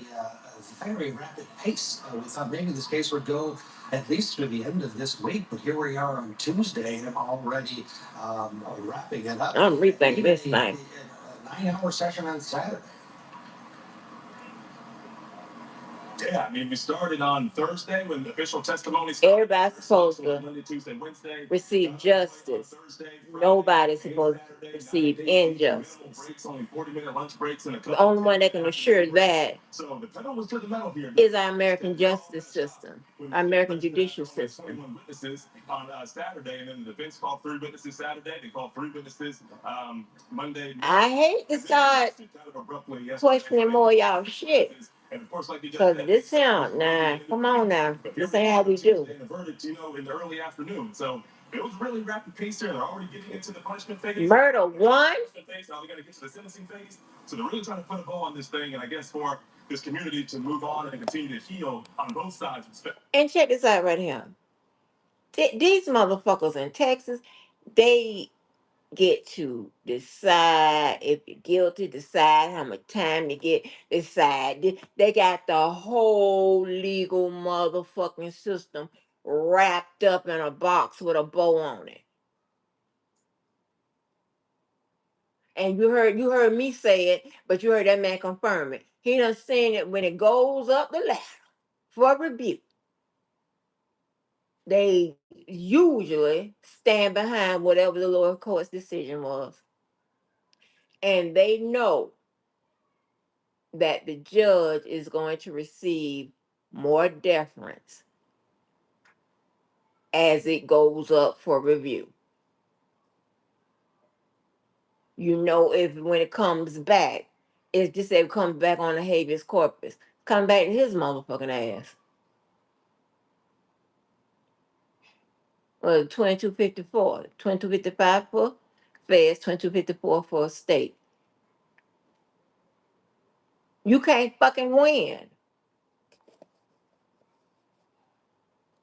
Listen, don't do shit in Texas, because I'm trying to tell you, they are not with the program. Will you get notification if when a verdict has been reached in terms of the penalty phase? So I mean, potato salad by itself. My nerve red. No steps. To be in there promptly when they're done with that charge conference and when they hand that off to the jury to be deliberating. So, of course, when I get information, you guys will get information. All right, this has been the case throughout. Cody Thomas has been our eyes and ears in this case with no camera. Cody, thank you as well. Doing a fantastic job for us bringing the courtroom to life, including the guilty verdict and then the very short sentencing phase. In this case, Sally Slaughter is Judge Kimberly Mando, both still with us. And from a person walking, there was no way, Kimberly, that he was going to be found not guilty. I mean, he brought a knife to a fist fight. Right. Let's face it. He, 17-year-old young man, brain. And no, he didn't bring a knife to a fist fight. He brought a knife and a fist fight ensued. So it can't be a surprise completely that this was the jury's verdict. No, it was yes. So it was not a surprise that they were gonna find him with some criminal culpability. Yes, he admitted that he did it. So the question was whether this was a reckless Judge was it and a former did I prosecutor. intend to murder him? And I don't think that was the evidence or what his intent was. It was reckless. It was irresponsible. Yes, and that's why I think that Manslaughter was appropriate for this scenario. I do not believe that he woke up that morning and decided Thank he you. wanted to murder someone with a 3.5-inch pocket knife. So I'm surprised by the murder verdict. I wasn't surprised he would get. Meditation was something that they had to find in murder one, because sometimes premeditation is part of the element, sometimes it's not. But if premeditation is in there now, you know there's some bullshit. I mean, think about it. If premeditation, I gotta get the paperwork. If premeditation in there, that means that he woke up that morning, he put on his mind he gonna stab a motherfucker, or hold on, because premeditation doesn't necessarily have to start there. But just say I'm starting it there because that's when he got the knife. He wasn't in the tent, walked out somewhere and got the knife. He didn't get the knife, pick it up right before he looked in the tent and said, "Oh, okay, some white people now, whatever, Austin and now whoever, and I'm let me get this knife and stab his ass and start some shit." I'm starting premeditation back when he left the house, because when he got the knife, I'm assuming that. Okay. He wakes up, I'm gonna stab him motherfucker today, gets the knife. Then he had to know that that there was gonna be a tent for every school except his. There was gonna be a slight drizzle. He was gonna be going inside there. He was gonna Somebody was gonna start some shit with him because he didn't say nothing to them. Somebody's gonna start. See how far out the premeditation has to go. So I know goddamn well premeditation in that motherfucking goddamn murder one. I gotta find the paperwork. God dang. Sonny, the self-defense argument obviously didn't land with this jury, and there were so many options that he did have, even at his young age, and you can argue what he thought was imposing the Metcalf brothers, but uh, the idea that this was self-defense is might have been uh, the wrong route for the defense to have taken in terms of their message to this jury that he had so many other choices to make, including doing nothing. There was adults, coaches, people. They're not just by themselves walking down the street. This There were so many avenues away. The idea of self-defense. Do you think that didn't obviously it didn't hit with the jury, but could it have pushed them to all agree collectively very quickly, like, no, we don't believe that this was self-defense, rather than go with another form of manslaughter as your defense? Well, I think the self defense was the right one. Right. However, as we were having our break, one of our other court TV and one of my longtime friends from Long Crime, Bob Mata, he was texting me because he's watching it, along with so many of our court TV analysts. And he said that the defense, and he is right, had the opportunity to raise the adequate cause. He said at the punishment stage of the trial, the defendant may raise the issue as to whether he caused the death under immediate influence of sudden passion arising from adequate cause. If the defendant proves the issue in the affirmative by preponderance of the evidence that the offense is a felony of the second degree, now this is under their statute, so he could have raised the sudden passion, the defense could have, and done it would have talked about the provocation that they alluded to by the individual killed or another acting person that was killed. So I just don't think that, I think the self defense was the right defense, but I don't think that this defense counsel did everything that they could have done in addressing the issue. And they didn't Right. do anything at the mitigation phase. Nothing in mitigation. What kind of bullshit is this? They trying to set up a field, baby. Out of the courtroom, we didn't have, we didn't watch it in real time the way the juries did, and they didn't take them long. Less than 3 hours, given the amount of testimony they absorbed, they came back with that top charge. So the state did an excellent job, you could argue, in their presentation of this evidence. And now it is up to the state jury to decide the fate of Carmelo Anthony in terms of penalty, 5 to 99 years, It's a big decision, and we will wait for Cody to get that text. And as soon as he does, we will pass along what this jury decides in terms of penalty. For now, we're going to get a commercial break, and then we're going to switch over to Florida. The other case that we've been glued to today, the George Pino case. The surviving kids that were on this boat have been taking a stand. The father of Lucy Fernandez, who lost her life, testified earlier today that his gut wrenching. That's where we're headed when we return. Matt Johnson will be here. Stay with us.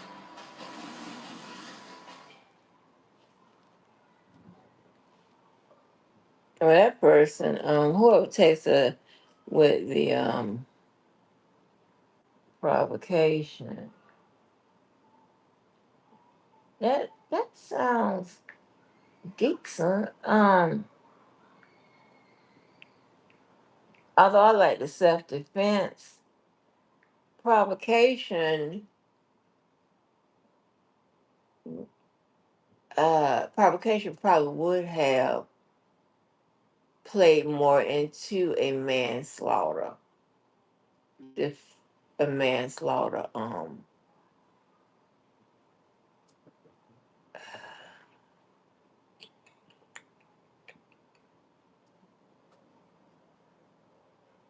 it pairs better in this situation with manslaughter. Yeah. Now, this ain't what I do. I'm transaction. But provocation pairs better. Hold on, let me advance it. Um,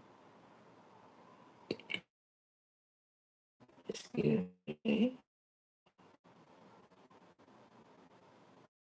Okay, they going back to that case. Let's see if I can find another time. This is crazy.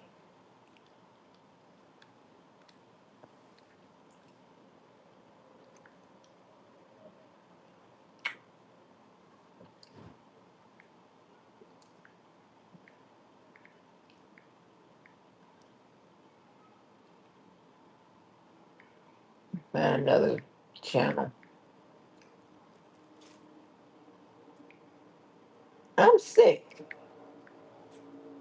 I'm literally sick. Like what?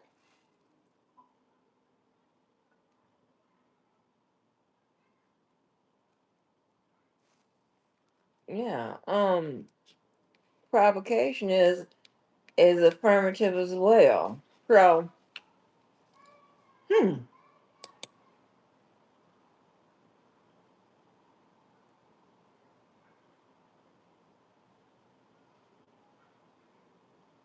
But to me, either way, especially with the affirmative, in this case, Tolerated or hand down lengthy sentences.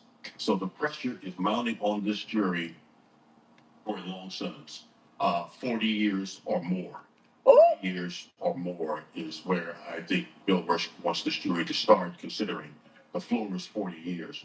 The ceiling could be 99.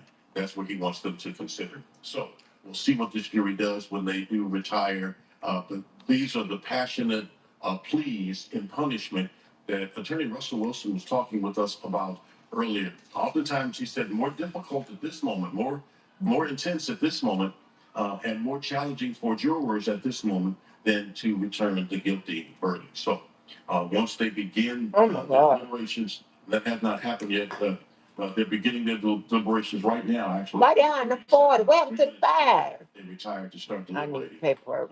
Before 6 o'clock I today, need paperwork. they could have their decision in terms of how long Carmelo Anthony will stay behind bars. And he is facing anywhere from 5 years to 99 years in prison. Thanks so much, Sean. And as this case continues in the punishment phase, Fox 4 is committed to keeping you up to date. We will be live on the Fox Local app when there is an update. So make sure that you turn on your notifications to receive the update right to your home screen. And this happens while we're on air too. We'll bring it to you live. Well, street racing led to the deaths of 3 people in Duncanville. A 4th person was injured. Fox 4 Stephen Dow joins us now live, where police just held a briefing. I really don't do Nick at night.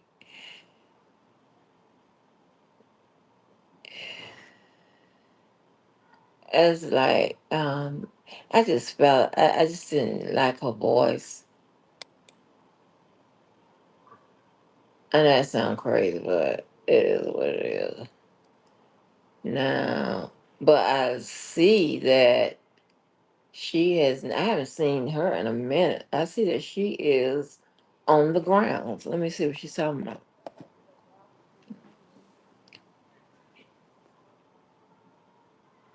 All right. All right, y'all. So we are at our lunch break. Well, this onion. Oh, Stephanie, because I don't have my. Okay. So we are at the lunch break. Basically, what happened was they did 3 witnesses, and then after they did 3 witnesses, they decided that it would be better to break at 11 so that the rest of the day flows smoothly. And they told us to come back at 12:30. When I came out, I was talking to JLR Reports. He was covering footage on at the Diddy trial. Definitely go check that out. And I'll just get into the testimony that happened so far today. If you guys can't hear me, I'm gonna try to project my voice loudly. Okay, why she's out there with the some piles of the people look that looks like they her bodyguard. Let me see why she crying. What is this? She crying.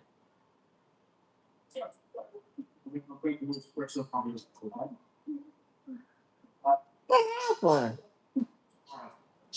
I just got worked up.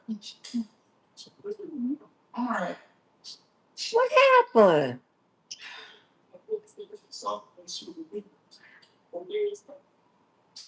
Anyways, I came here to cover a trial, and that's what I'm doing. So I'm gonna give y'all a quick update. We only have a bit.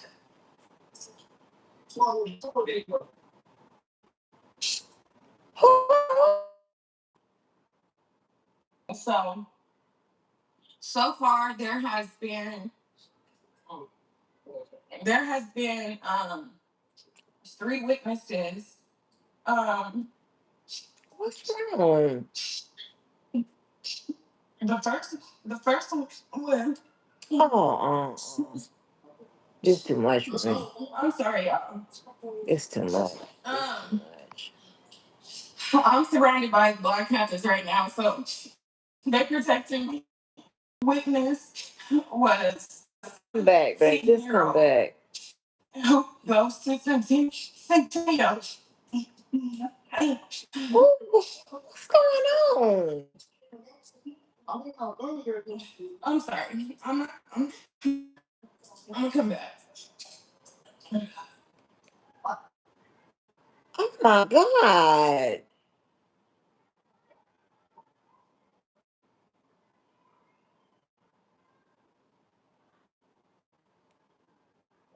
Okay, she's saying court that she won't stop the truth. What's going on?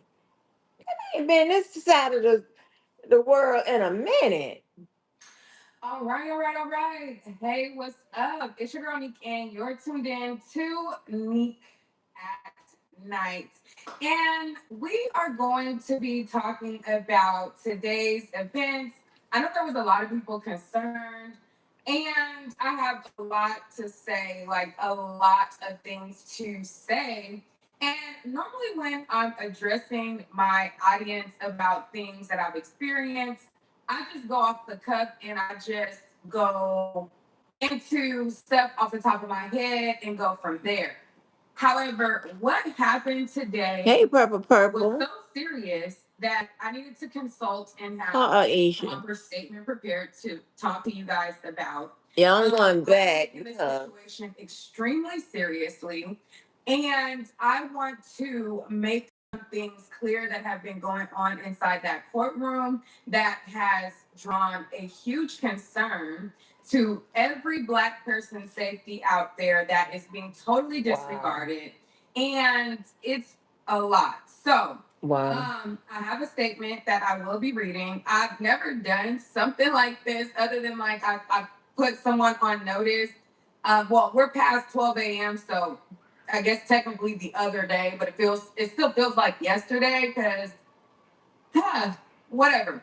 So yes, so like I said, because everything is so serious and I am so serious, I need to make sure that everything that I've been experiencing, everything that I've been feeling is said. So let me go through some of the things that I want to say. I had to really, you know, get this together and make sure. So sorry for those of you guys who have been checking. I know it's almost 1 a.m. Y'all, I'm running off fumes, okay? Like I'm running off fumes. Oh, So get into it, let's baby. get into it. So I just said that. thank y'all for coming in. Make sure y'all hit the like button. Thank y'all for supporting me. But let's get on into it. So before we dive into the critical legal updates from today's proceedings, I need to make something very clear right out the gate. So, I am safe and I am broadcasting from a very, very, very secure location. Like, Okay, come on, baby. Come on. and I am okay. A lot of people wanted to know, like, Meek, are you okay? Like, my phone has been blowing up with people wanting to know if I am okay, and I am. It's like I'm good. So now that that's out the way, I want to let you guys know that the reason why I'm able to sit here and feel the level of relief that I do is because instead of the court stepping up and realizing an issue and nipping it in the bud before it escalates to this point, the community is what stepped in to protect their own. So, I want to start this broadcast. That's what I'm telling them. Real men. Deeply thanking the members of the Black Panther Party. Real who were men. on the ground at Collin County Courthouse today.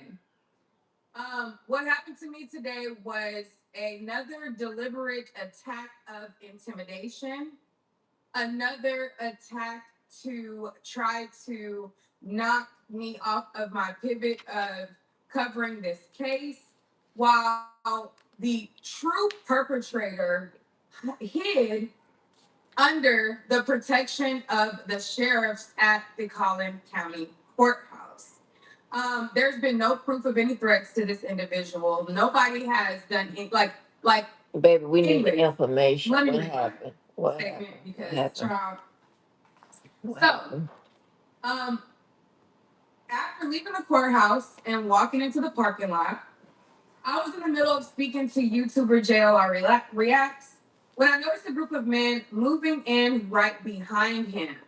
So one man like walks over, and then there's another man who like has this ski mask on his face. And I recognized his ski mask because the woman that I put on notice, well, I want to say yesterday because like the day is still running for me, but technically the day before. Nick. Come on.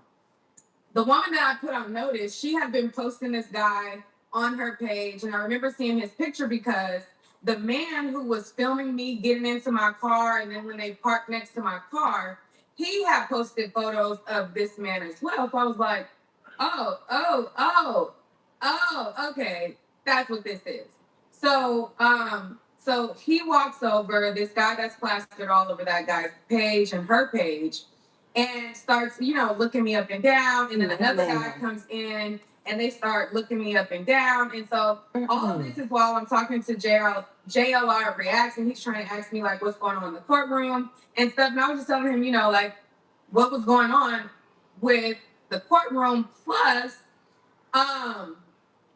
the intimidation that people are trying to do. So I started talking about that. Wow. And while I was talking about that, I feel like, I'm like, is the man trying to get like closer in or whatever? like they just was really doing the most, right? Mm. So, basically after that, you know, I passed my phone to my uncle. And I passed my phone to my uncle and I said, hey, record them. Like, record everything that's going on. My uncle's on alert. There's two other guys Let me next get to my me. phone They're on out alert. of They see text. what's going on. And they're like, wait. Like, whoa, these are the people that, you know, like I was just talking to him. He was completely nice to me, like, but they're staring you, a woman, up and down.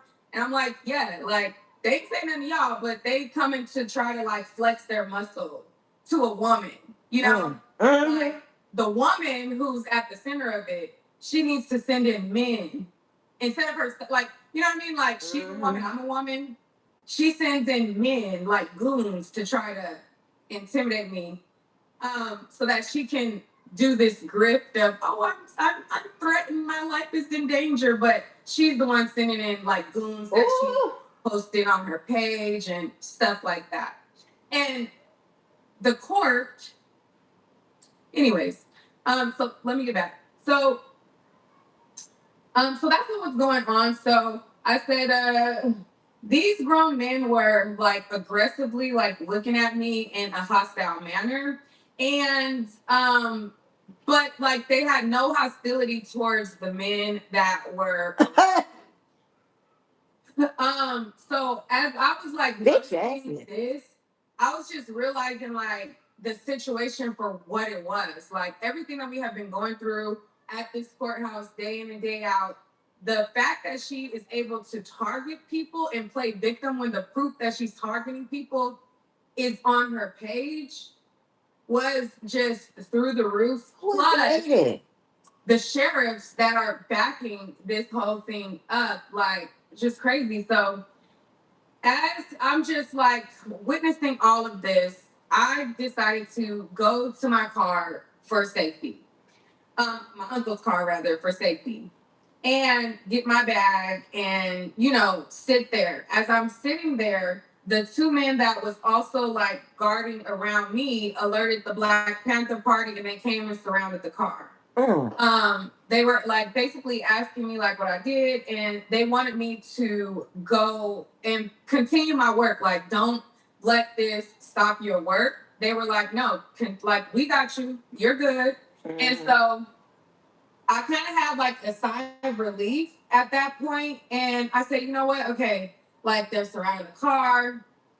I'm good. Like the men, like you know, like they got me. So I pull up my phone, and that's when I started to like, as I'm like hitting the go live button, like I had already been crying, but I felt like I could kind of, you know, get it together. Like, get it together, honey, get it together. So like, you know, I previously been crying, but then as I'm going live, I'm just overwhelmed with like the reality of the fact that the community is doing the job that the sheriffs should be doing. And the sheriffs are protecting the woman that is on her platform boldly targeting people. Oh no, ma'am. It was just like the reality of this situation was astonishing. Like it was crazy that the community of Black Panthers, whom I had never met before, coming to cover this, you know, like covering to cover this court case. Real men. Ooh. These individuals just made sure that a fellow Black journalists and other women out there were good, and I appreciate you guys so much. You don't even know. Oh my gosh, Jack. So, let me tell you. Let me hold it real quick. Y'all know I got something to say. Now, those are the men that you need to give a little something free to now. You know what I'm saying? I ain't saying, but you know what I'm saying. I ain't gonna do it. But I'm just saying. That's what I'm talking about. That's what I'm talking about. See, when I got that cutting the fool or whatever, taking up some people, I don't even know. White people, black people, I think see somebody being bullied or whatever, is always in some kind of boss situation or game or something like that. I ain't even tripping. I'm jumping in. Okay. And my problem is, I've been having people with me, namely my child, and I shouldn't be putting her life in danger. I'm a damn fool. And I'm a little hard headed at times. But it is good to see that because she's apparently shaken by shit like that. Yeah, I got in my car, right, and changed that motherfucking goddamn Girl Scout motherfucking outfit, put on some shorts and some tennis shoes. That's crazy. And I know they white, but I'm just saying right now, and if they were white, it would have really made the situation 5 times as worse. That's why I can't be all out there like that. I gotta start. I mean, I have started thinking, just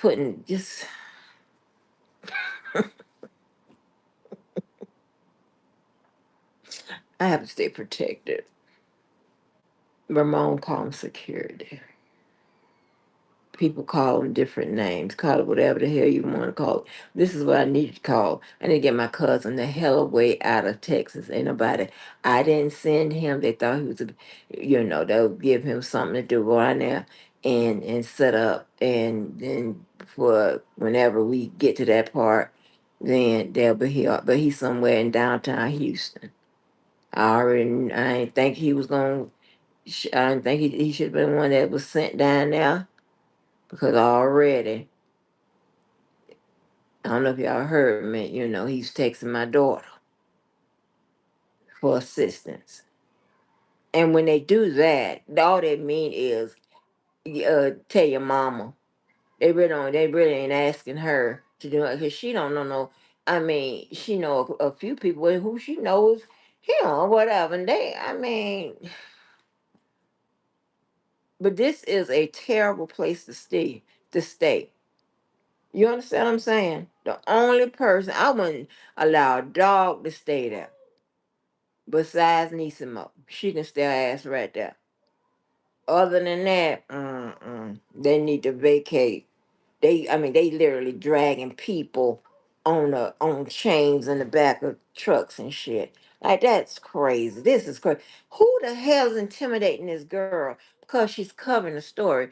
Just say even if she is pro this boy him, that don't mean that she is subjected to goddamn intimidation and people fucking with her. Cause at that point, that's her opinion. That's her what they call her First Amendment. This is what she does. I think if this is, I'm pretty sure this is her sole income by now. But if not, this is a good portion of it. And again, this is something she likes to do.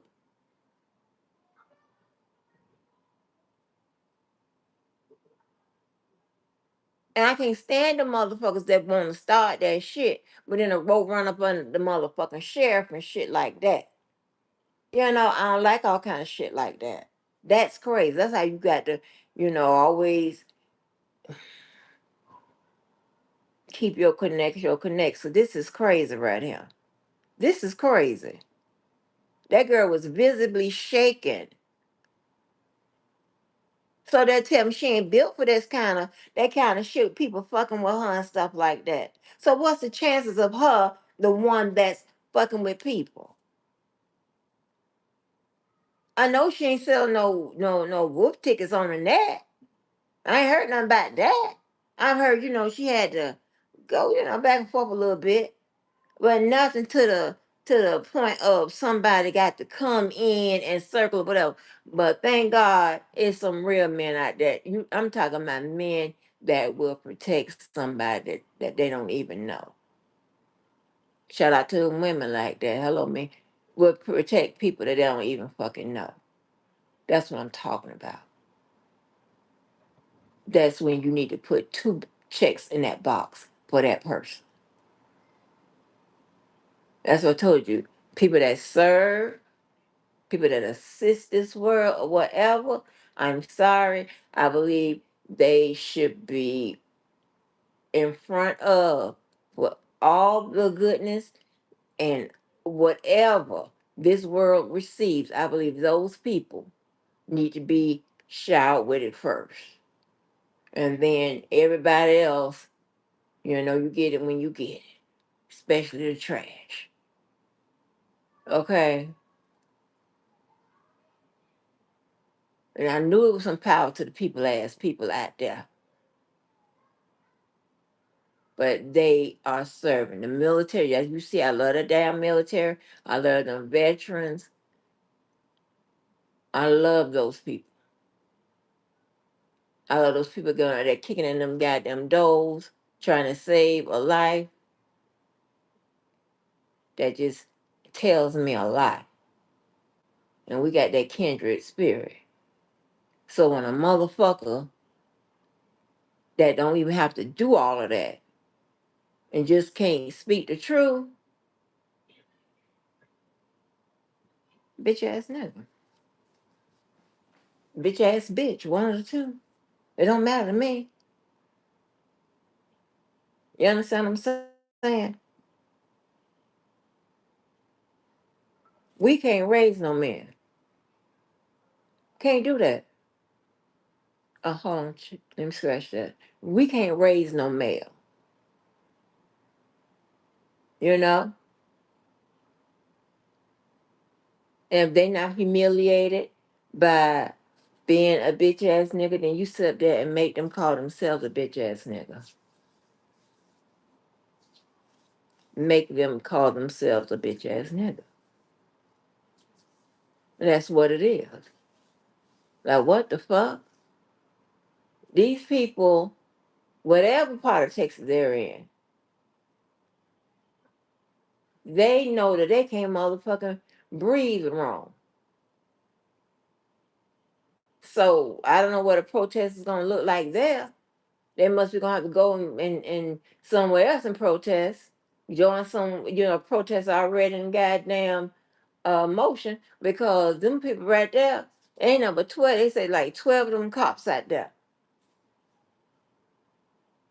Cause that city got a reputation.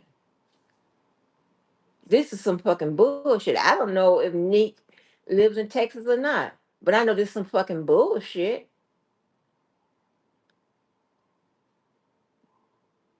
She should, babe. Let me keep going. The system, like, they failed. Like, they had no regard for our safety, like, for real, for real. And the Black Panther Party was like very vigilant in recognizing the threat to my life, where I'm out of the car and they're like, listen, calm down, sister. We got you. Like, calm down. We got you. You good. Like, giving me words of encouragement. And they said, for me to go back where I was originally doing my work, and they got me. So I go over to do my work, and like when I step back where like in the area, then here come the men again. So like as I'm going live, like the men are like coming like back like in front of us. Oh, that's a white people shit. I'm doing my live, and then I noticed like they're like positioning themselves. Like y'all couldn't see all of them on my camera, because my camera was only based in like the two that was like, or the three that was like in back of me. But they were forming like a wall of protection, like around me, like in the front, like literally like a semicircle. And then as the guys started to inch closer, you can literally see on my video where like I'm looking at them like, okay, like, and they're like, sister, we got you. Like, do your work. Like, you good. Like, go ahead. Like, and then I'm looking at the guy, and one guy over there, like I see him like pull out his phone and he takes my picture. And then, on my live, that's when I'm like, hey, like, he took my picture. And then y'all heard the guy say, it's 1,000 people taking your picture right now. Like, and then they were just like telling me like, just do your job, like do your work or whatever. And then so I'm looking at my notes trying to find where I was, and I can see like in my, how like I'm just like looking at my peripheral and I just feel them like tightening up around me. And I'm like, whoa, like the guys started to try to like, I don't know what they were trying to do, but they were just like whichever way, like making sure that I was like protected. And I don't know, I can't thank them enough for Me either, baby. that. And just like the encouragement of like knowing that they had me when the sheriff made it clear that they didn't, and everything that just meant a lot. So See how that touch us? Carmelo Anthony trial, the state rested this case, the defense rested their case, and tomorrow the jury's gonna do closing arguments. But we're not gonna pretend like today isn't and wasn't heavy. After facing intimidation, my heart didn't just break because I was personally overwhelmed. My heart broke for Carmelo Anthony's family, for the justice system that has been engineered for decades to keep us at a systematic disadvantage. I know so many of you are concerned for my well-being, and I love you for it. But this is bigger than me, guys. Like, sitting in that courtroom, listening to the testimony, listening to the things that all of these boys are saying, all of the conflicting statements, me not really feeling confident in the I don't know what the strategy is that the defense presented, but I just didn't feel like it was enough. Like, to rest at that moment where every single witness said that Carmelo Anthony was in the wrong, not even the defense witnesses. Like, the defense witnesses didn't even say, like, well, he's in the right to defend himself. Like, no, like, I feel like he can defend himself, or the defense didn't bring it back around to a question where frames him being in the right, or, you know what I mean? Like, it always ended with, well, he's wrong and he provoked them. In my mind, he didn't provoke a damn thing, because how can you provoke big, brawly bullies that are surrounding you and everybody's like taunting you? You're sitting down, you never stand up. The person that goes in front of you and stands up and tries to yoke you up, you're provoking them by sitting down. That's crazy to me. And every single witness, even the defense witnesses, is left on that pocket. We didn't hear why he had the knife. We didn't hear, like, from an expert. I was expecting for a trial that has this much attention, this much racial tones to it, the blatant targeting that not only is happening outside of the court, but inside of the courtroom with the people that are in the room.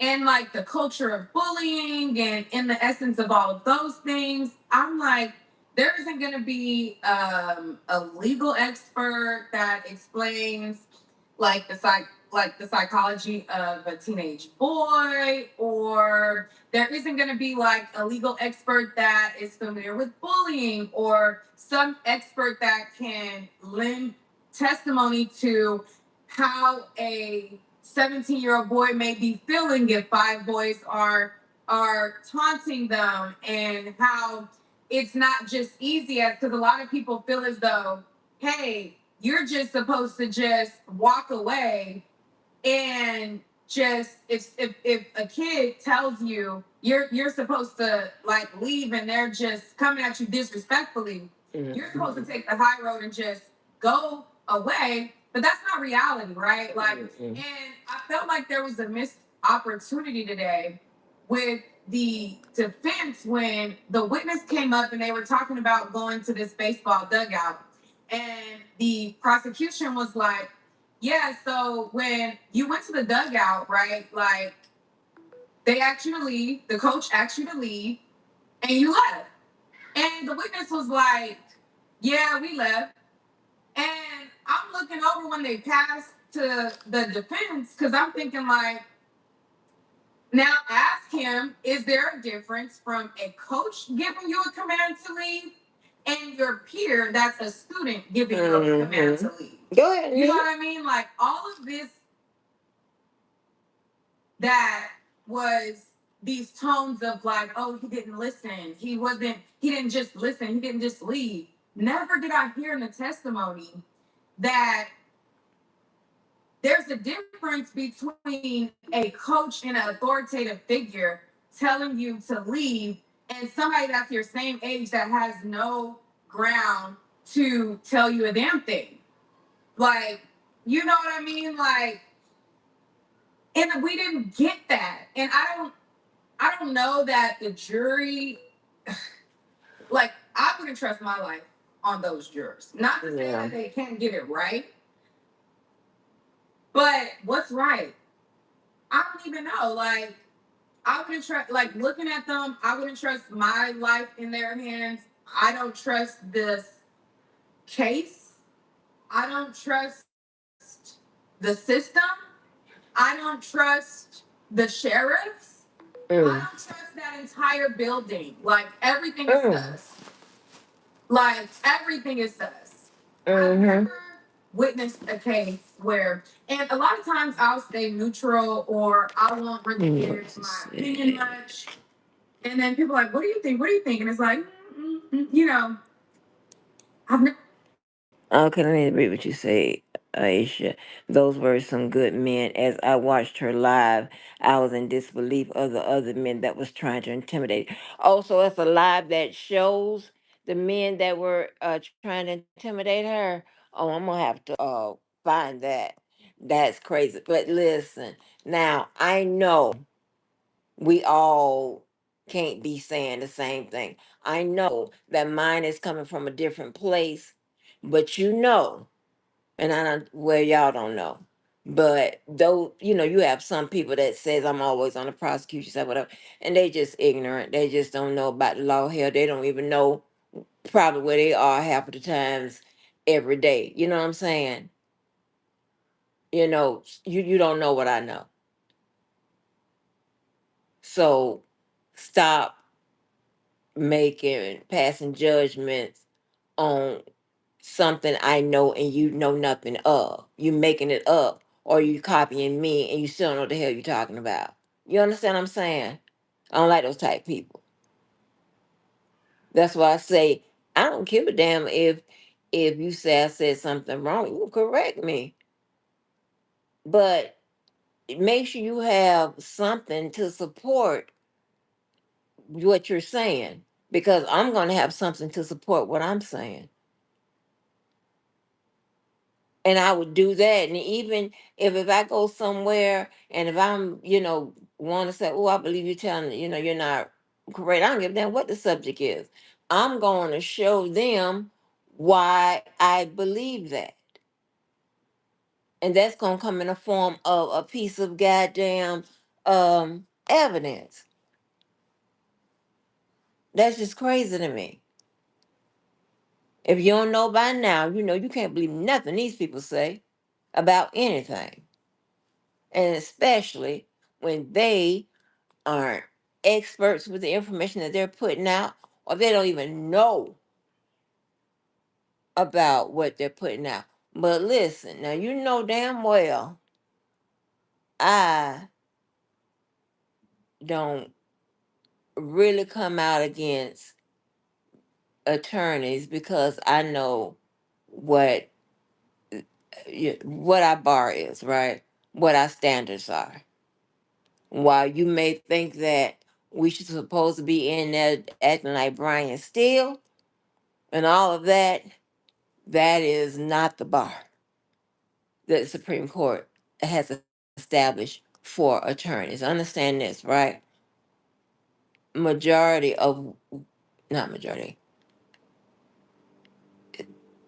some issues that may arise within the judicial system, it has a test to it, it has a metrics to it. They, so they have a way to judge whether or not you were ineffective. And the Supreme Court within recent years have redefined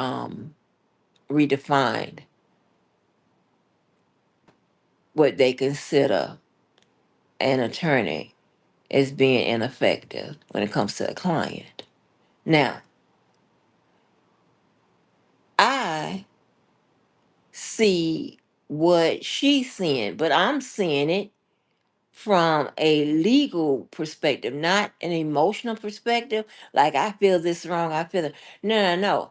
I'm looking at, okay, this procedure, this law, this, that. It's too many issues with this particular case to say these are isolated events. I just don't get that. It's some shit in the game with this.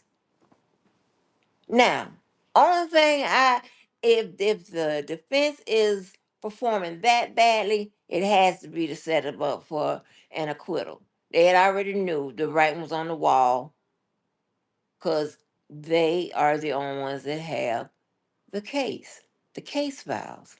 When I say the case, meaning they're looking in discovery, they're anticipating what the prosecutors are going to say, they know what they have to either combat that or what have you, right? The only thing that we hope is that they preserved everything on the record the correct way so it can be brought up again at a later time.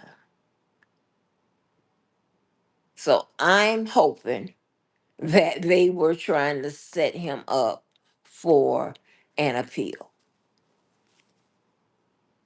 I can't believe that this will go all the way up to the Supreme Court and the Supreme Court wouldn't find anything wrong with this case.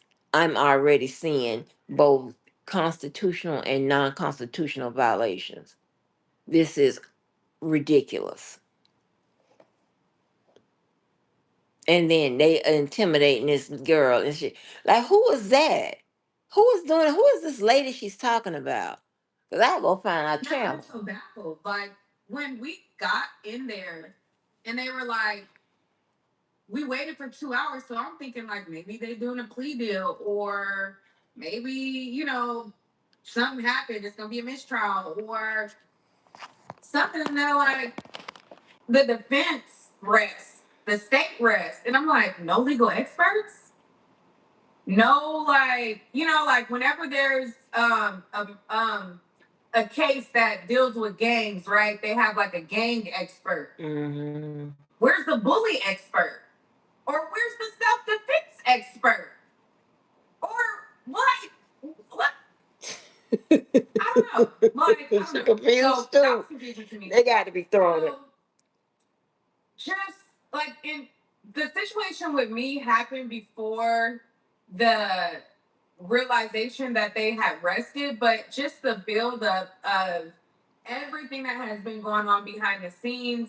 Law and Crime reporter posted about how during the testimony of one of the students, the father of Austin was like nodding his head and like trying to get the boy to the boy was saying, well, the question was something along the lines of, weren't like Austin and Hunter both big or big guys?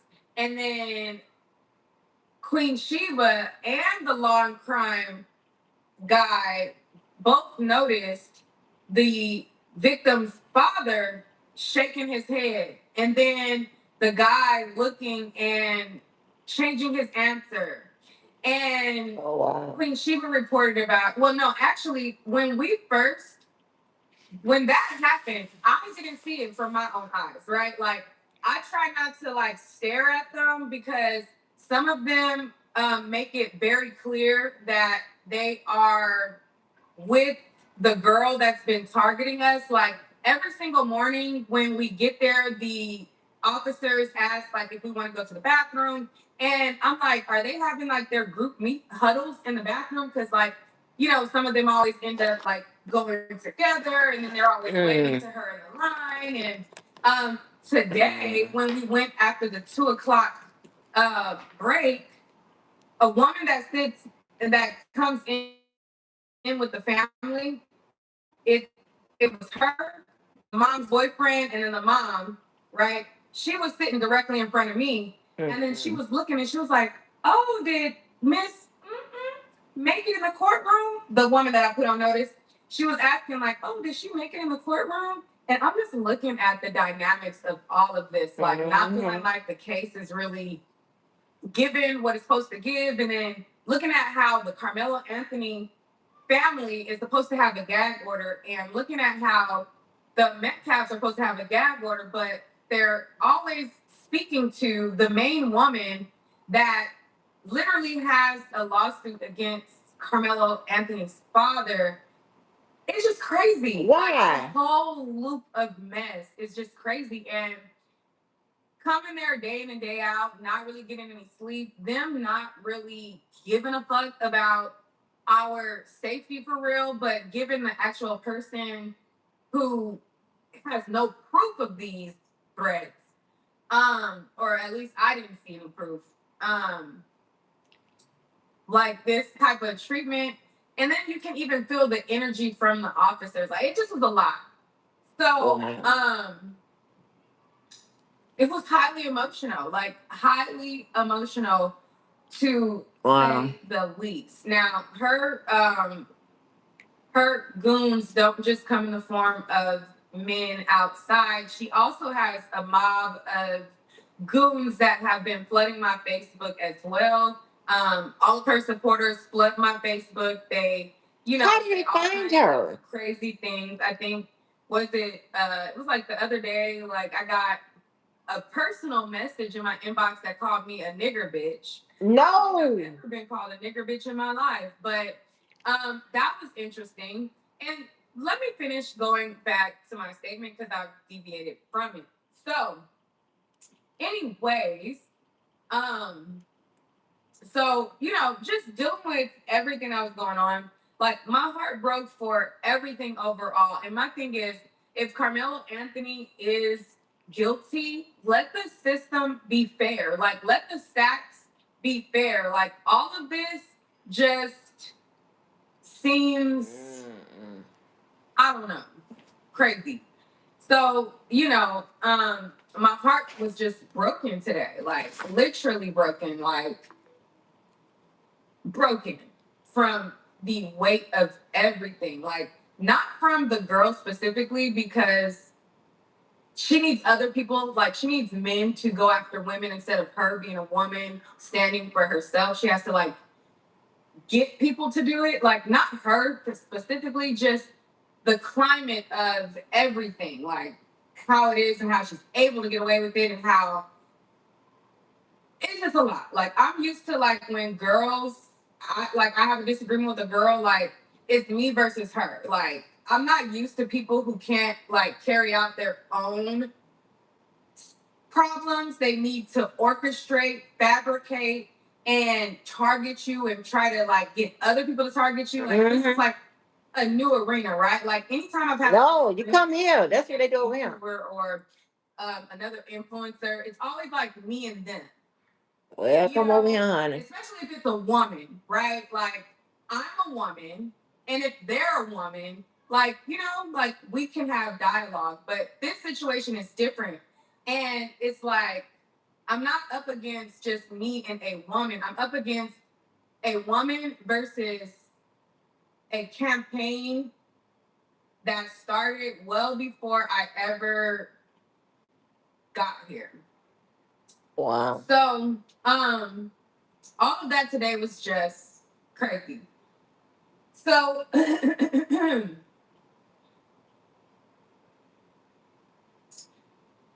what we are witnessing outside this Texas courthouse isn't news coverage, it's a coordinated campaign of racial profiling and financial targeting. Let's look at the facts here, right? This is an individual with an active, ongoing lawsuit against the defendant's father, Drew Anthony.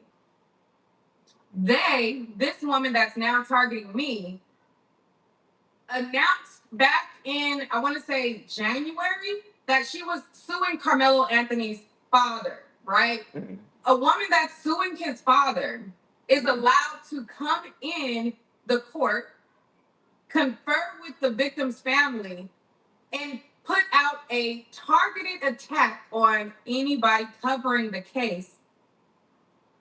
And use these attacks to flip the narrative to claim like she's the victim so that she can pour in donations, right? That's what it looks like to me from what I'm experiencing. It seems like, because I don't know her, right? Like, outside of this case, I don't know this woman. I'm not from Texas.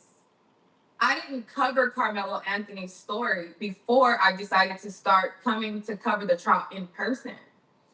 But the fact that everybody gets targeted is like a pattern, right? So,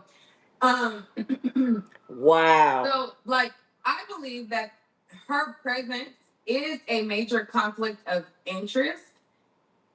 And because of that, there has been days of doxing people who have, like, I understand that the guy who says that he saw the video or whatever has a record, but it's just like, doxing him and, like putting me on her page, putting Sheba on the page, trying to act like Sheba's reporting is my reporting, trying to They got Queen Sheba in discredit this. our credibilities, trying to stop both of our bags Okay. by telling her audience that we are not credible, so that then people who are looking for coverage of the case can no longer want to seek out our truthful, accurate reporting and rather go to a one-sided narrative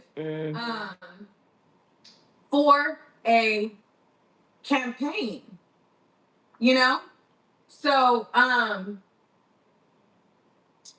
they use a lazy, predictable formula. If you have black skin, you're automatically labeled a Carmelo Anthony supporter. They don't look at our credentials. They don't look at the fact that I don't even know if she's ever covered cases before, but supposedly she's like the authoritative voice over a court case. They don't look at the fact that, girl, we've been doing this. And it shows in our delivery, like whenever I cover a live or Sheba covers a live, like it commands your attention, right? Like we're able to describe what's going on. We're able to like give you the story. When you look at the other commentary, it's like bland. It's like it's not giving. So I understand that there's like, dang, there's these two black women and they are actually doing really well explaining the evidence. Let's discredit them to stop their money so that, So I know I want to believe behind it and come over. So they don't look at the fact that we've been covering cases. They look at our race and they use that to run a smear campaign, decide to cut off our income and fund their own crowdfunding grip. Last week, this individual, when that wasn't enough, they took a video of another independent journalist, Queen Sheba, who I stand aligned with every day, and blended it with screenshots from my platform to the audience, to her audience, trying to say that Sheba's reporting was me. Like, oh, all she does is lie, right? And then she's showing Sheba's video, but then she's posting my screenshot to kind of like make it seem like she was reporting as me because she knows that her group doesn't like us so much, so they won't even use critical thinking skills that I'm a different person than Sheba, right? I get She banks on like that. I'm a real damn Um, blogger. So, you know, me and Sheba, although our hairstyle is similar, we're in two different age brackets. We look different. We sound different. We are completely two entirely different individuals. They don't give a damn. And it was just like a purposeful smear campaign to try to knock out both of the powerful voices like covering this case. And that's deliberate and I'm getting triggered. Y'all Um, want to get cussed out? not okay. The heartbreak wasn't just from that. It was from, you know, the institutional bias. There's been many reporters that have filed complaints, yet the courthouse leadership chooses to escort and accommodate that side as the victim while ignoring our physical safety. That's crazy. Before I got to Texas, I wrote an official email to the court's administration before I even packed a bag for Texas, explicitly asking how they would secure our safety in the public lines, and they did nothing. Like they did not do Did they a good respond? job at anything. Like the first sign of them actually like doing an okay job was today, but other than that, so the double standard is loud. Also, what I found ironic in the public information officer, he has not been a mean guy to me, but I just feel like he has a direct line to the judge, and I don't know if it was either maybe Saturday when we were in court, either Saturday or maybe Friday. The PIO's phone was going off, right? Like we were in the middle of court, his phone had went off, and all of the court, you know, the court is like run like a tight ship. So his court went off, and I'm like, what's going on with your phone? You know, people were like poking fun. And he said that it was Twitter.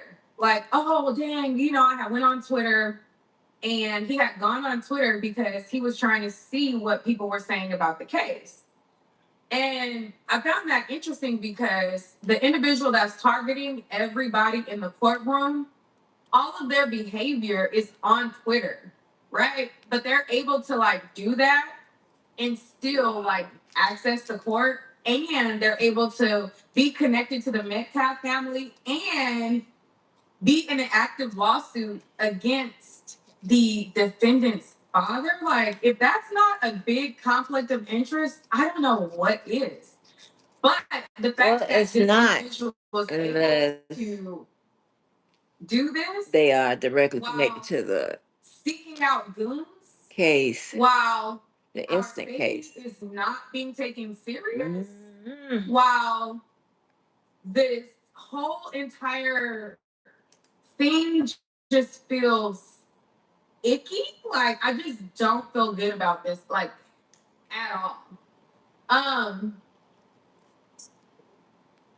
It's just crazy. It's crazy. So the These fact people done that lost their mind. there's a gag order, This about Trump. they're doing all this is crazy. Also, the fact that, like again, I did not see Jeff Metcalf nodding when the guy was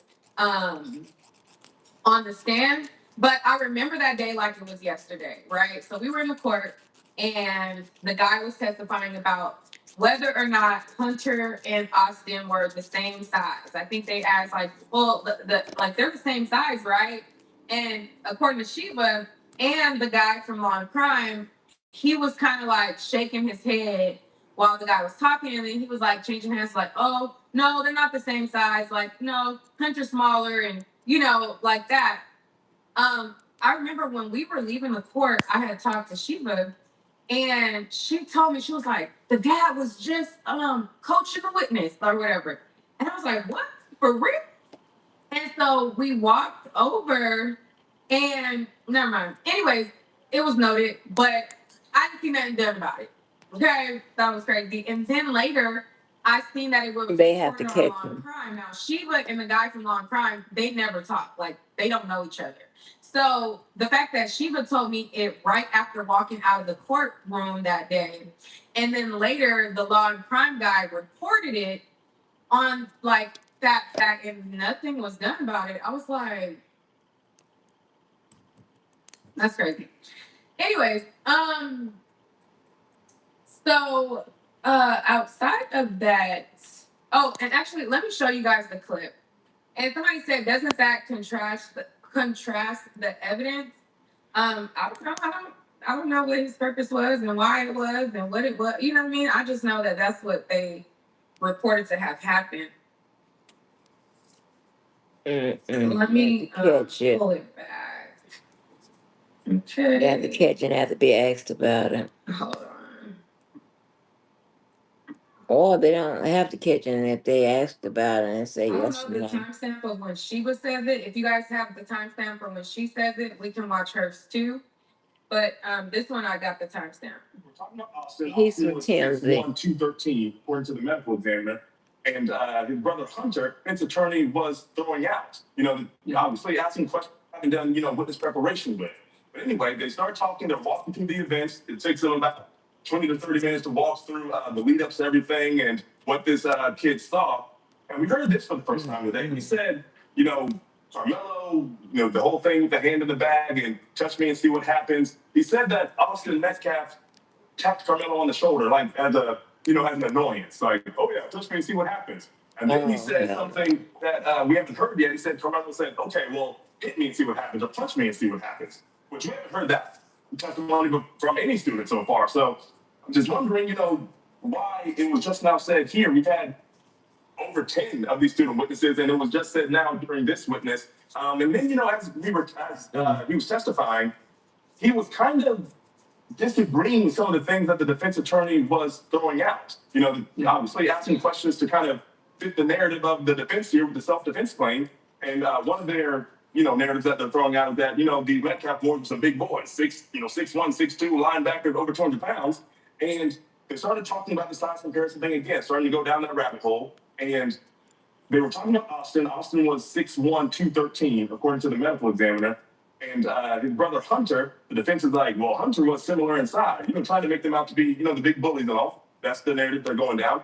And as the defense attorney is asking this, I can see Jeff Metcalf, the father, just shaking his head like these boys are not the same size. And the young man on the stand said, I wouldn't say that. And he actually said that Austin was substantially bigger than Hunter, which is very interesting. I mean, you're going down this narrative, and then you have a witness on the stand that's supposed to be in support of your narrative, and he's negating things that you're saying. I don't know how that looks in front of a jury. I imagine it's kind of damaging, maybe not extremely damaging, but it can't be, positive. All right. So he didn't outright say that he was coaching, but that's what Sheba said on hers. I have to find her timestamp, but she was like, "Ooh, he looked like he was coaching the witness." Now, again, this isn't something that I witnessed. I was in the courtroom that day. But he was further to the left of me. And normally I sit in the same spot every time I'm in the court. Like I like to sit where I'm in a seat that I can see like a direct line of sight to the witness. Because I always like to see like how they're delivering it, what they're doing. And in this same seat where I can see the witness, I have a good vantage point of the jurors to be able to read what they're doing. So every time I'm in the courtroom, I try to sit in the same seat. And the seat that I was sitting in is like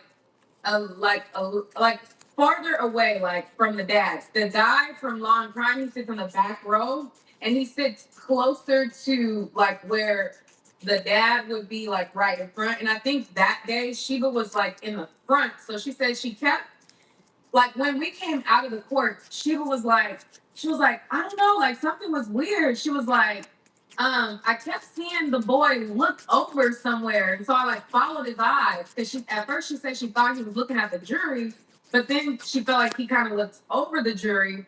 And she was like, like that's when she like looked back to see who he was looking at, and then that's when she caught it. Again, I didn't see it, but immediately when we came out of court that day, she said it, and she said it. Anyways, I don't know if she want to reveal anything else, any steps else, but whatever. Um, so nothing was done about that. So, yeah, I found that interesting. And I found the fact that, you know, that was happening in the case. The fact that I like when I was okay, so when I saw that like I was being recorded walking to my car, and then they parked next to my car. I came in and I told these officers about what happened. And I was like, hey, like, I don't know, this is kind of weird. Like, this was going on, blah, blah, blah, blah. And the very next day, there's this sheriff that kind of posed these to the woman that I've been having this situation with. And we're in line in the morning, and we're about to, like the very next day after I had like that situation that happened. And we're in line in the morning, and she's like 3 or 4 people behind me in line. So he can literally, instead of walking like or standing like where I am, he can literally walk to her and speak to her, you know? But he kind of like positions himself where I am, like to like where like this, and then like talks like, you know, to her. And then he's like, I talked to your boy, he's good. Now, mind you, the day before, I complained about her boy. Like, no. Sad. And so I'm feeling like, wow. You know? So, wow. She can record that? Everything about this just seems compromised. Okay? Everything about it seems compromised. So that is why I made sure to go to a very, very safe location. And I just, again, like, I don't know, like when I think about the case, I think about the agitators outside of the case. I think about how, like, what, like, the testimony just didn't, I don't know if the defense just didn't expect what the kids were gonna say or what. I don't know. Something is just weird. And today we were all waiting for like 2 hours to go. Like we went to lunch at 11. They told us to come back at 12:30. And then when we were supposed to be back at 12:30, then we waited until almost like 2. And then when we waited till like 2, we go in and everybody's getting in. And as we're coming in, I noticed the woman that's sitting right in front of me. She's like, oh, did Whoop De Whoop come in? Like, did she make it in? And I'm like, that's interesting. And then the state rest, this rest. And I'm like, no legal experts, no nothing, like no, like what, like huh? Everything just seems compromised. My gut. Nick, who she asked that question to, baby? I need information. I don't know, like, and whether people want to believe me or not, like, I really came into this case trying to be neutral.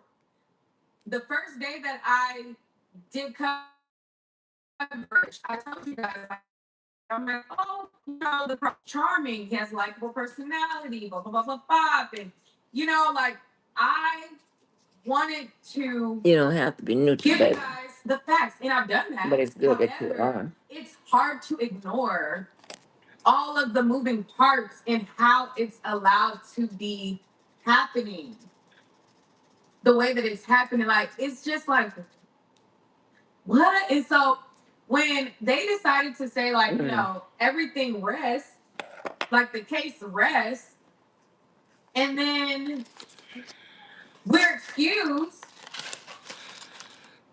everybody was just looking at each other like, That's it.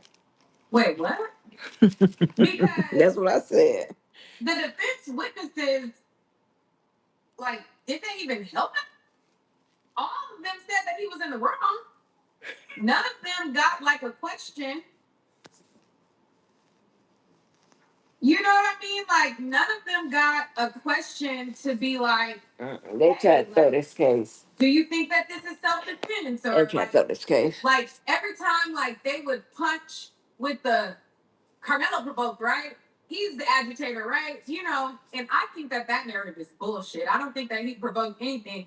I think that a provoker is somebody that if somebody say, you better leave from this tent, and then they get up and then he's in his face and he's in his face and they're both standing up, that's provoking. You know what I mean? Like or like what happened to me today, right? Where people are like trying to like flex their muscle. They tried to throw this like, case, baby. That's provoking. To the appeal. Not somebody that's minding their goddamn business, and then you are the ones like coming at them like you said something to them first. You put hands on them first. You got all of these other boys laughing. Oh, you ain't got nothing. Let me see if they got you know what I mean? But he's a provoker. I feel like if we needed something, you know. Yeah, let me switch gears to see if they've given. I don't know what kind of question he could have phrased, but he did a better job. I could say today, like he did a better job at like not. Hold on, let me see if they've given the if he's gotten, if the jury has given him the thing. Yeah, this is I'm pretty sure they're trying to set up a very good appeal. A very good appeal.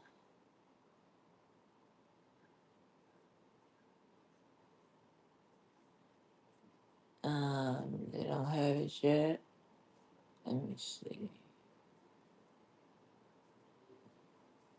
Let's see what the fit law is talking about.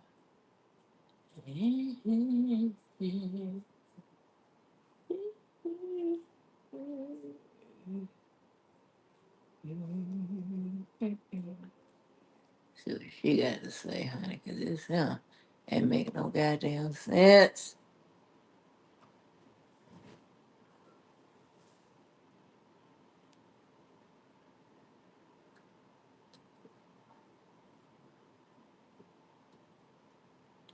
The murder was provoked by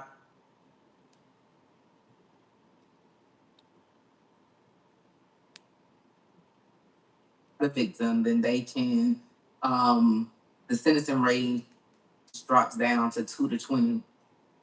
The only problem with that is they had an opportunity to ensure that their sentencing range was 2 to 20 if they decided on manslaughter. So I'm not sure that the jury is going to buy that this is sudden passion. Because but then again they could, right? Because Austin pushed him and the stabbing would not have occurred if the victim wasn't, if he didn't put his hands on him. But if it's gonna be sudden passion, then they should fall up under manslaughter. Or the self-defense or something coming to play. I'm gonna pull up that Texas penal code because there is that it spoke to the sudden passion. Yeah, you have to pull up Texas shit because they stuff is very, very different. Trying to pull that up. I'm sorry, y'all, but look at that. Okay, so in murder, it says sudden passion means passion directly caused by and arising out of provocation by the individual killed or another acting with the person killed, which passion arises at the time of the offense, and it is not solely the result of former provocation. Mm-hmm.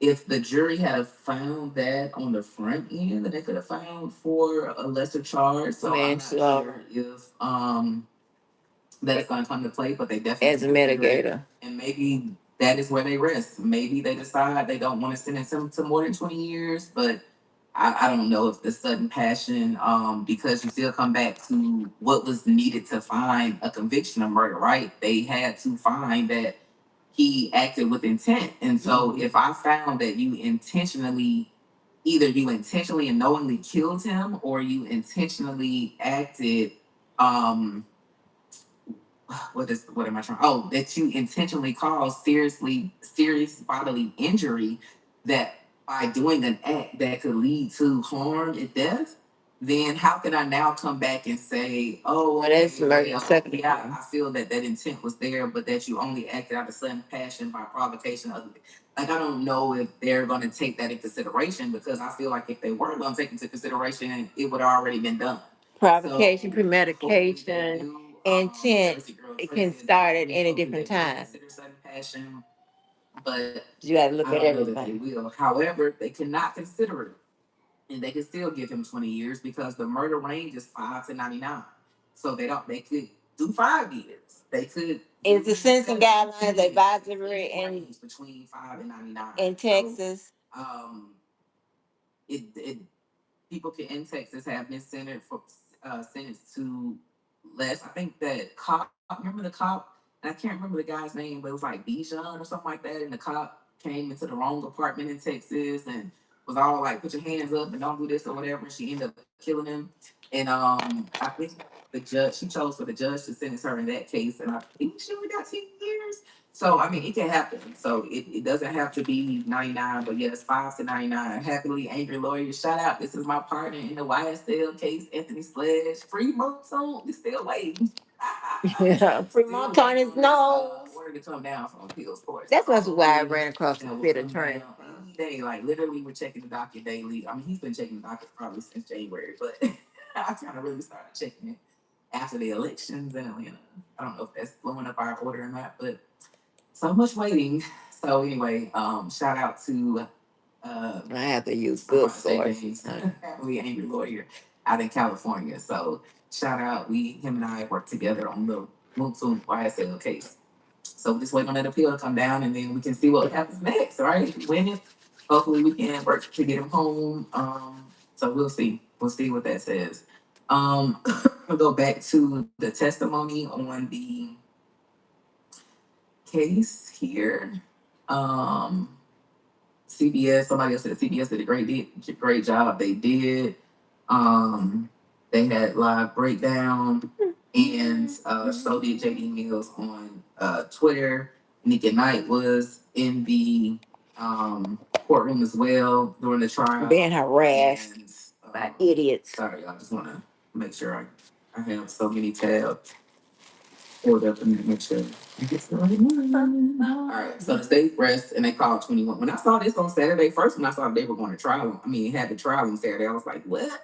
And then when I saw that the state rested on Saturday, I was like, are you serious? This case seems so serious. I mean, it's a murder case, right? So Right. I too need what the experts coming in? Do we have some experts? Like, But people. Aha moment. Like, it really wasn't one. They just laid the case out. I started with the video expert that enhanced the video for us to watch, that everybody says still grainy, really didn't show much. Foley talked about that on Court TV, and then they went through like the coaches and stuff testified first. The resource officer that arrested Anthony, you heard like his utterances, things that he was saying, and then it went to the kids to testify, and that was it. They didn't even call all the kids that they said that they had to testify. They said they had 35 witnesses. I think there was going to be like 31 or 35 witnesses, and they only called 21, and then they were done. So we have now moved to the the defense's case, and it's going to go quickly because they did not present that many witnesses. All right, so the court resumes. The defense begins. So before the defense called their first witness, they did was called a motion for a directed verdict. We do this in every case. So we make a motion, and I say we. Somebody else say, I'm saying hour. I'm a defense attorney, so that's what I'm speaking to. I've never been a prosecutor, so I've never done anything a prosecutor does. But as a defense attorney, you'll make an argument, which is called a motion for a directed verdict, after the state presents their case and rests. And you make this motion arguing that the state has not proven beyond a reasonable doubt the elements of the offense that they have to prove. And so they were going for murder in this case. And so they were arguing that they haven't proven intent. They haven't shown enough evidence that a reasonable jury could find that beyond a reasonable doubt that this exists. Like the state just hasn't met that burden. When the judge Judge said dismissed the charges. The judge hears from the state. They say we have met the burden. And then the judge dismisses the motion. Sometimes those motions are granted if it's like a purely legal issue in the case, meaning let's say, okay, I had a case where a client was charged with cruelty to children in third degree. Well, you can't charge that charge unless you also charge a battery instead of an initial aggressor. So if you just charge simple battery, you can't have that charge. So judge directed verdict. There's no way that the jury can find guilt beyond a reasonable doubt for this charge because the predicate offense doesn't exist. It's not even charged with it. Judge grants it on that fact. You know what I'm saying? It's not going to be granted on the sense of, I believe, like factual things like the witness credibility or anything like that, because that's the jury gives the weight of the to the testimony. So it's going to be on the state's not making out the elements of the charge. And there's like, even if we take everything they said is true and factual, factual, it doesn't make the elements. So judge dismiss it. Judge said no, can't do that. So he didn't. And so then the defense continued on with their case and they put up their first witness and they start with the coach. They start with Centennial High School's football coach and track coach, who's Carmelo's coach, and that is Adam Linwood. He comes to the stand. He testified that track is more relaxed because you remember the state was all like, "Hey, the tents, we don't play about the tent. You can't be up under someone else's tent." He was wrong for being here, making it seem as if Carmelo was in an unlawful place, right? And so the first thing the defense started going and talking about the track culture. So defense attorney called track coach Adam Linwood to the stand. Linwood testified that track is a more relaxed, player-driven sport compared with football, and that athletes from different schools routinely mingle, saying he knew of no policy preventing the students from entering other teams' tents areas. He confirmed that Carmelo Anthony was widely known as Melo, was a team elected football captain, and served as a starting defensive back in 2024. Linwood said that Carmelo's football season ended early due to a significant shoulder injury requiring surgery, and he wore his arm in a sling afterward.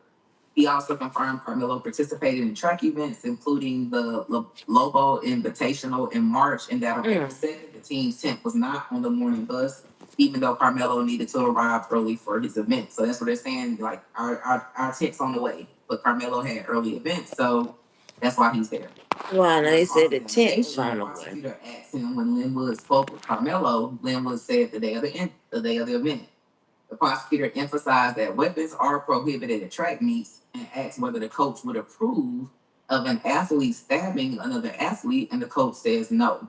The prosecutor also pressed that athletes should not end up in another's team's tent, and Linwood agreed. When shown a knife replica, Linwood said there was no reason for an athlete to have a knife at a track meet. So here, this is the defense. So let me change that because this is like going over that. And again, so I think she said they asked for a directed verdict. If you remember, somewhere I think Farinella was still on the case. One of them, and it was a long brief that you saw.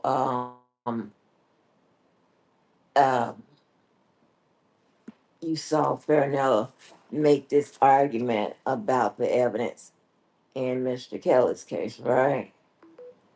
And he pretty much asked for a directed verdict, which is also referred to as JMOL, okay, judgment as a matter of law.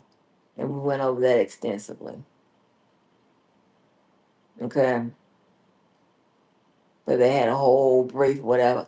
I would be surprised. I would want to see the docket for this case.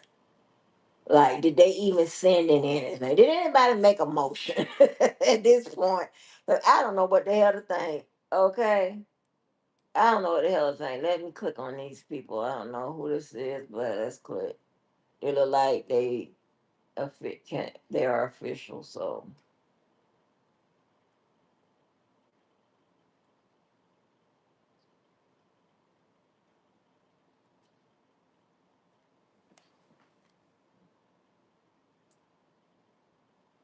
So we're having that, and then now the jury has it, and they've had it for about 2 hours now. So I don't know. It's taking them longer to do this than it is when they was back there deliberating on the case in chief. Somebody just asked, and I know you touched on this earlier, Attorney Muhammad, if you want to come off mute and answer this. Todd Yarbell, and excuse me if I said that incorrectly, says, what about sudden passion? they reject it. Okay. It can play That's out. what, Miss, what's your name again, Miss Lawyer Bay? Yes. That's what she just alluded to, the fact that they were able to get that into the. I mean, her name is Miss Lawyer Bay. Call her and harass her about her shit. The instructions for sentencing, which was as a mitigating factor of sudden passion. So that allows them to reduce or lower the sentencing range. And I've seen that happen before. And explain sudden passion again. I know you guys said that, hold on 1 second.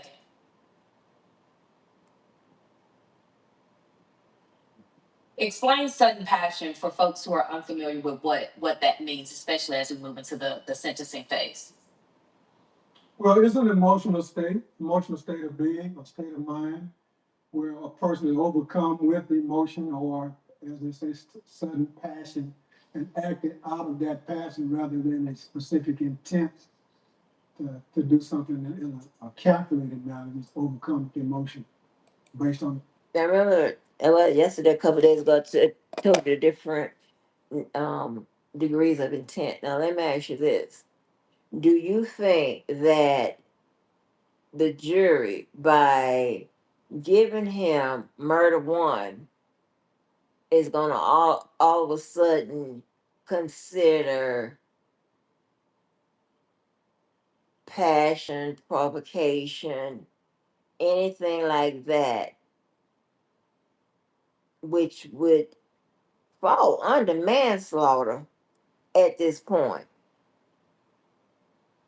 Because if you get somebody murder one, you're saying he has specific intent. You get somebody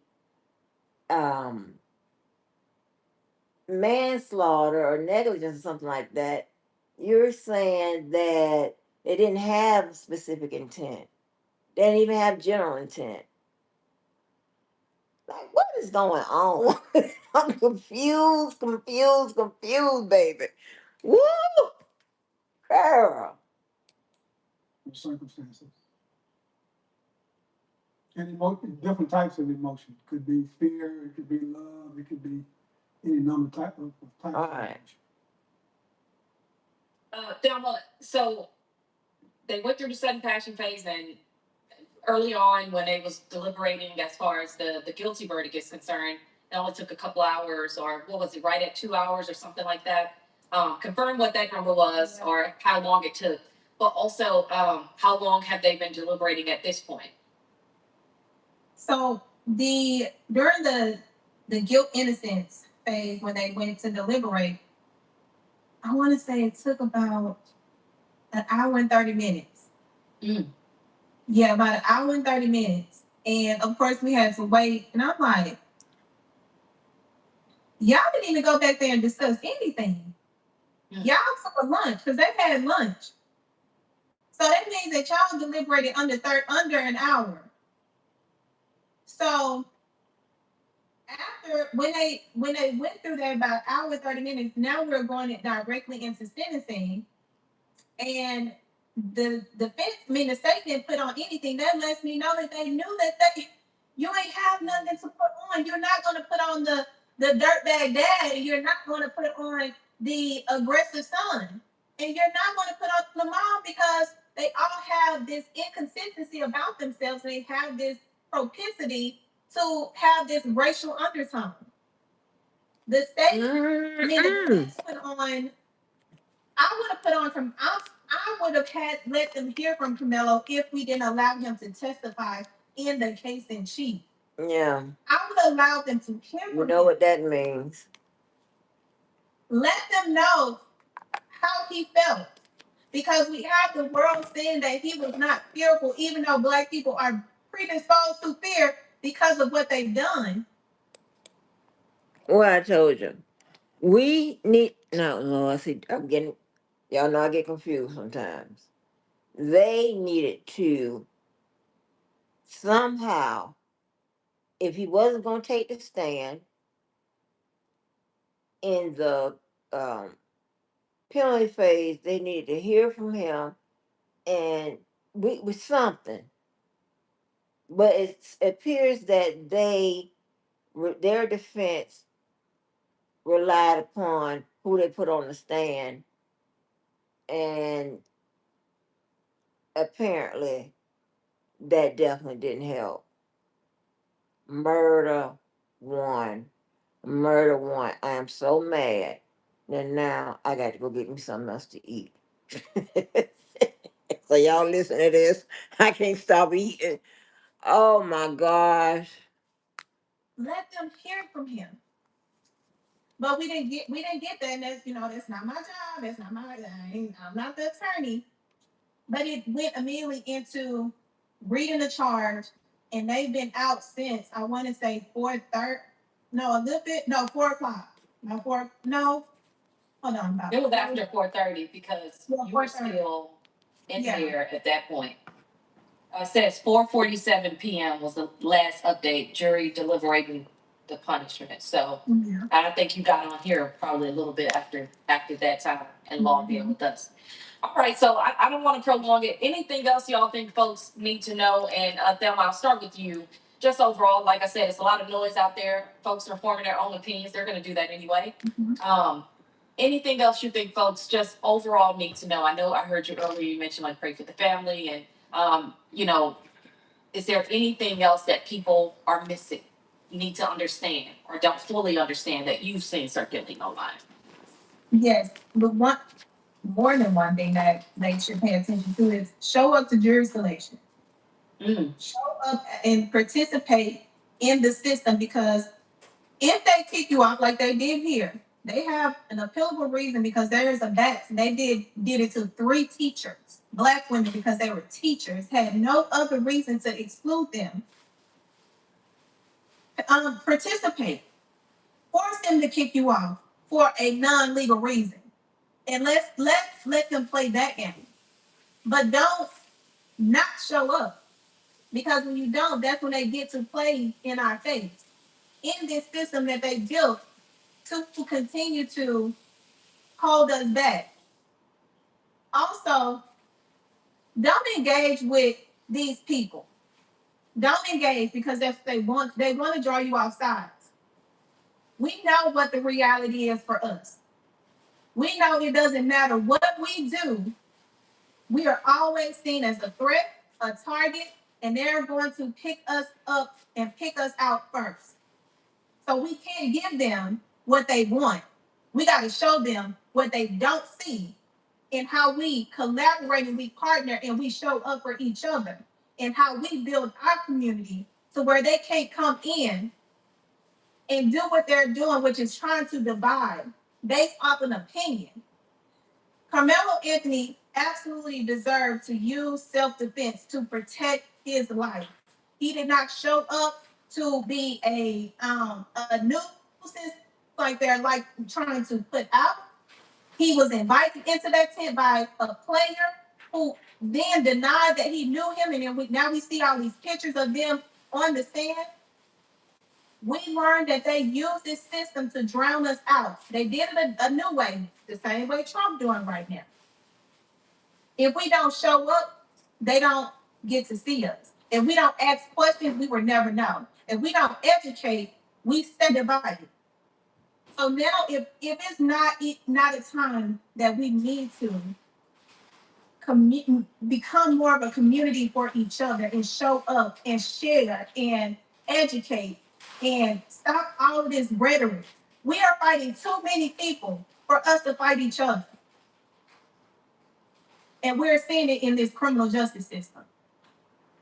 Thank you for that, Thelma. And I did just want to make mention that as I was just reviewing those times, jury deliberations began right at 11 earlier for this, the guilty innocent phase, and then we came back right after 2 o'clock. I just want to make that clear because I saw some of your comments. So, anyways, we just wanted to clarify that piece. Attorney Mohammed, any partners here? Yes, but Thelma, before you leave, I wanted to ask, was any evidence or in closing, anywhere, was the jury given a reason or an explanation as to why Camilla Anthony had the knife at the track meet? No. And what I would have done was explain, because he was rushing to the track meet. He was late. He had no time to check what was in his bag, even though it's not illegal in the state of Texas to have what he had. But he's a teenager. If you're rushing and you're running late, what child gonna be checking their bag to see what they left in there? It was reasonable to believe that he simply didn't know until he got there and he started checking his bag to go and warm up that it was there. But we don't know because he didn't come out. And it was nobody.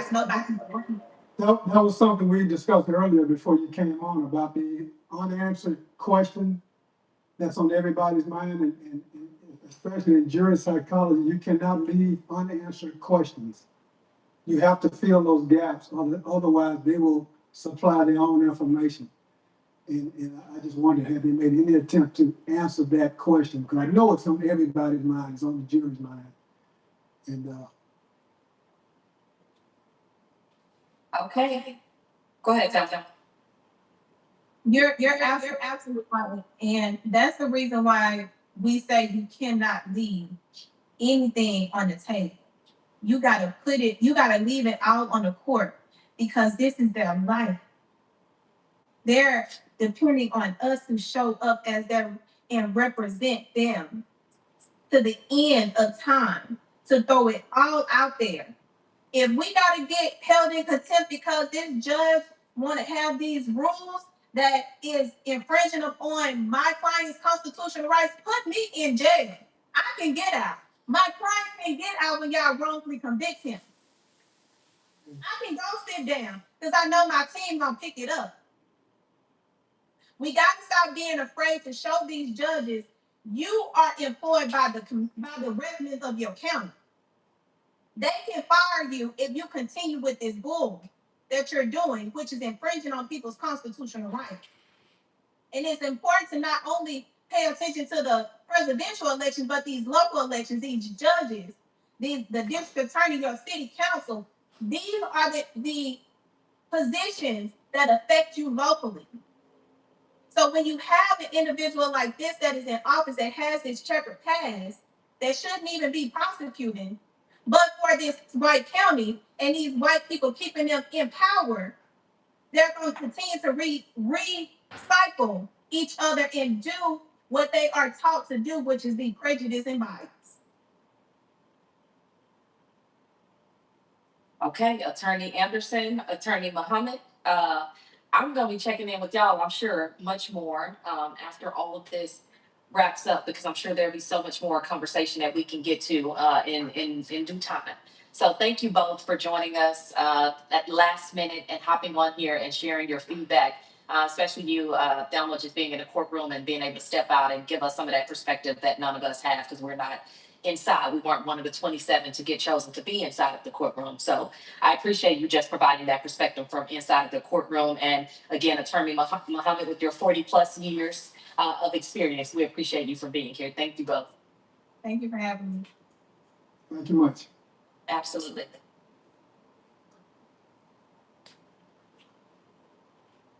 Okay, folks, thank you so much for tapping into today's conversation. I know that there was a lot of heated comments. Obviously, we weren't going to get to all of those, but I wanted to just have a conversation about what was happening with the trial. If you have any other thoughts, you can continue to weigh in and put them below. And I'm sure we'll have both of them, if not all three of the attorneys that we had back on at some point just to provide some more legal analysis. Yeah, just a horrible situation all around. So have a great rest of your evening. I will see you back here on Thursday, 5 p.m. Central. And before you head out, if you found this video helpful, whether you are in the industry or you're just somebody who cares about staying informed and understanding what's really happening, I want to invite you to be a part of this community. Go ahead and subscribe to this channel because what we are building here is bigger than one conversation. This is a space for real perspective, real context, and stories that actually matter. We're going to put that subscribe button on the screen for you there. And I'll say this. Independent media is more important now than it has ever been. The way we make sure that our stories are told, the way we make sure that our voices, right, from our communities are seen and heard is by supporting platforms that are doing so with intention. So if you believe that, okay, if you believe in that, supporting this channel is one way to do it. And if you want to stay connected beyond YouTube without worrying about missing updates from us, you can join my free newsletter. We're also going to put that on the screen as well. That is where I share more context, more insight, more tips, and also what we're building here as we continue to grow. I am so glad that you are a part of the family. Thank you, cousin. Talk later.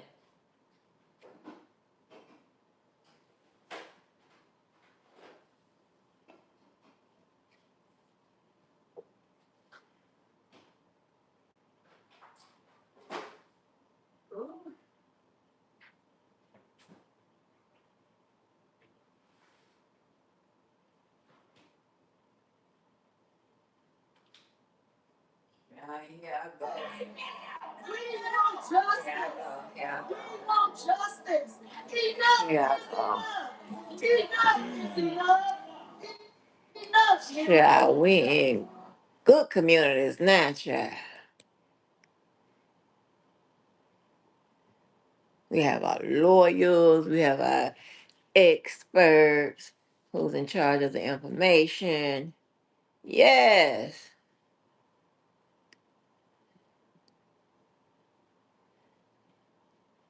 I don't know if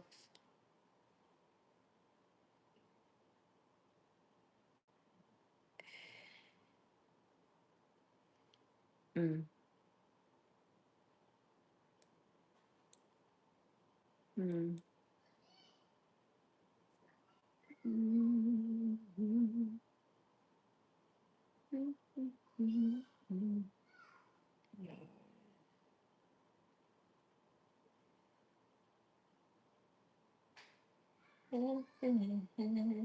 Oh, okay. Let me see my baby daddy, Chris Como. Oh, baby daddy. Mm-mm.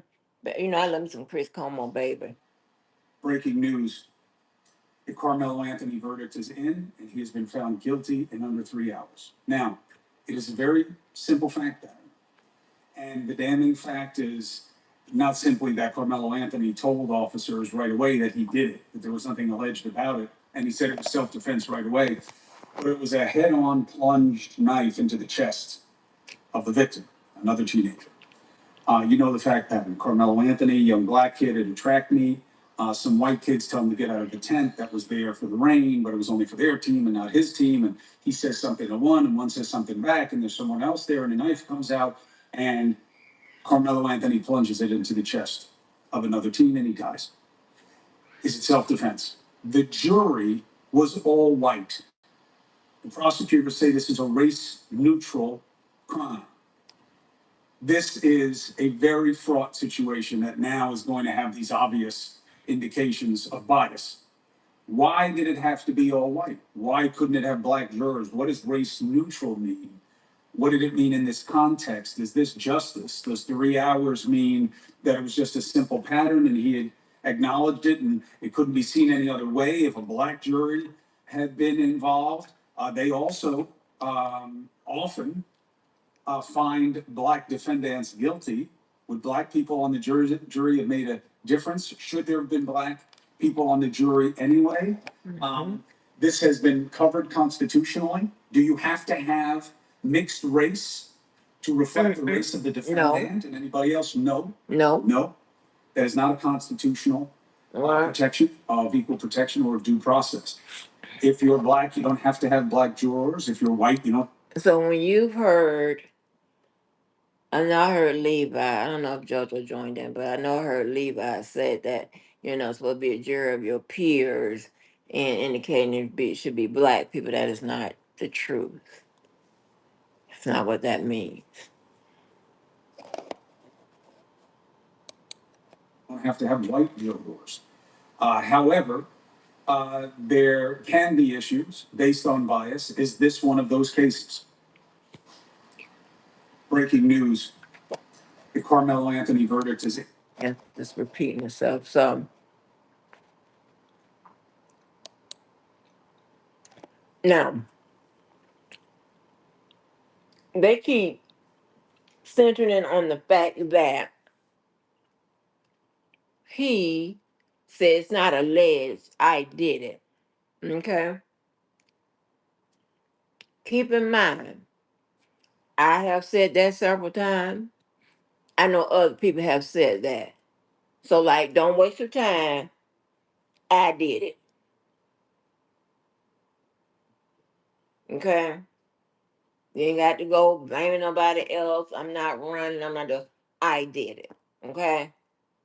So, not sure that, I mean, the way they're trying to me, in my opinion, the way they're trying to use it is he's saying, yeah, don't worry about it, it being alleged, yeah, I did it, you know, like he's, like boasting about it or whatever. See, that's when, and all of this, when you start talking about murder one, or even murder two, start looking at intent. You start looking at what was, start looking at mens rea, actus reus, right? But mens rea, you know, like what was his frame of mind before? What was his frame of mind after? Did he express any type of, sorrow or anything like that? You can't just say, yeah, he said I did it. What, like, why did he say that? Did you ask him?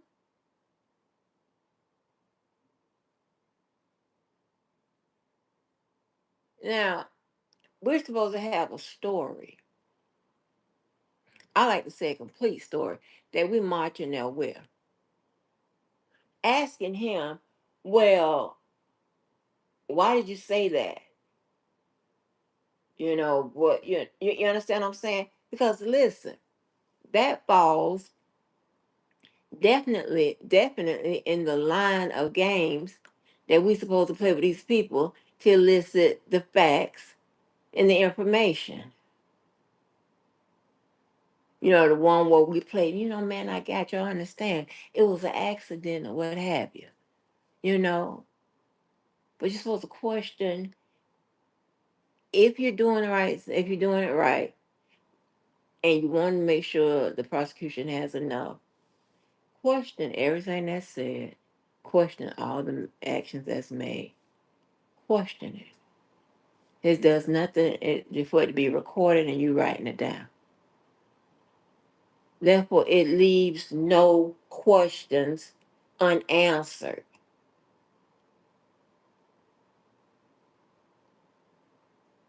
Okay, it leaves no questions unanswered.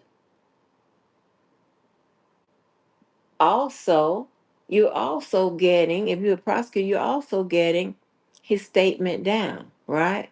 It's under oath or the penalty of perjury. Suppose he said something to the defense that's totally different. You got him, but you got to do the work first. So I don't have time for this. I mean, the defense ain't even get how they gonna get that out.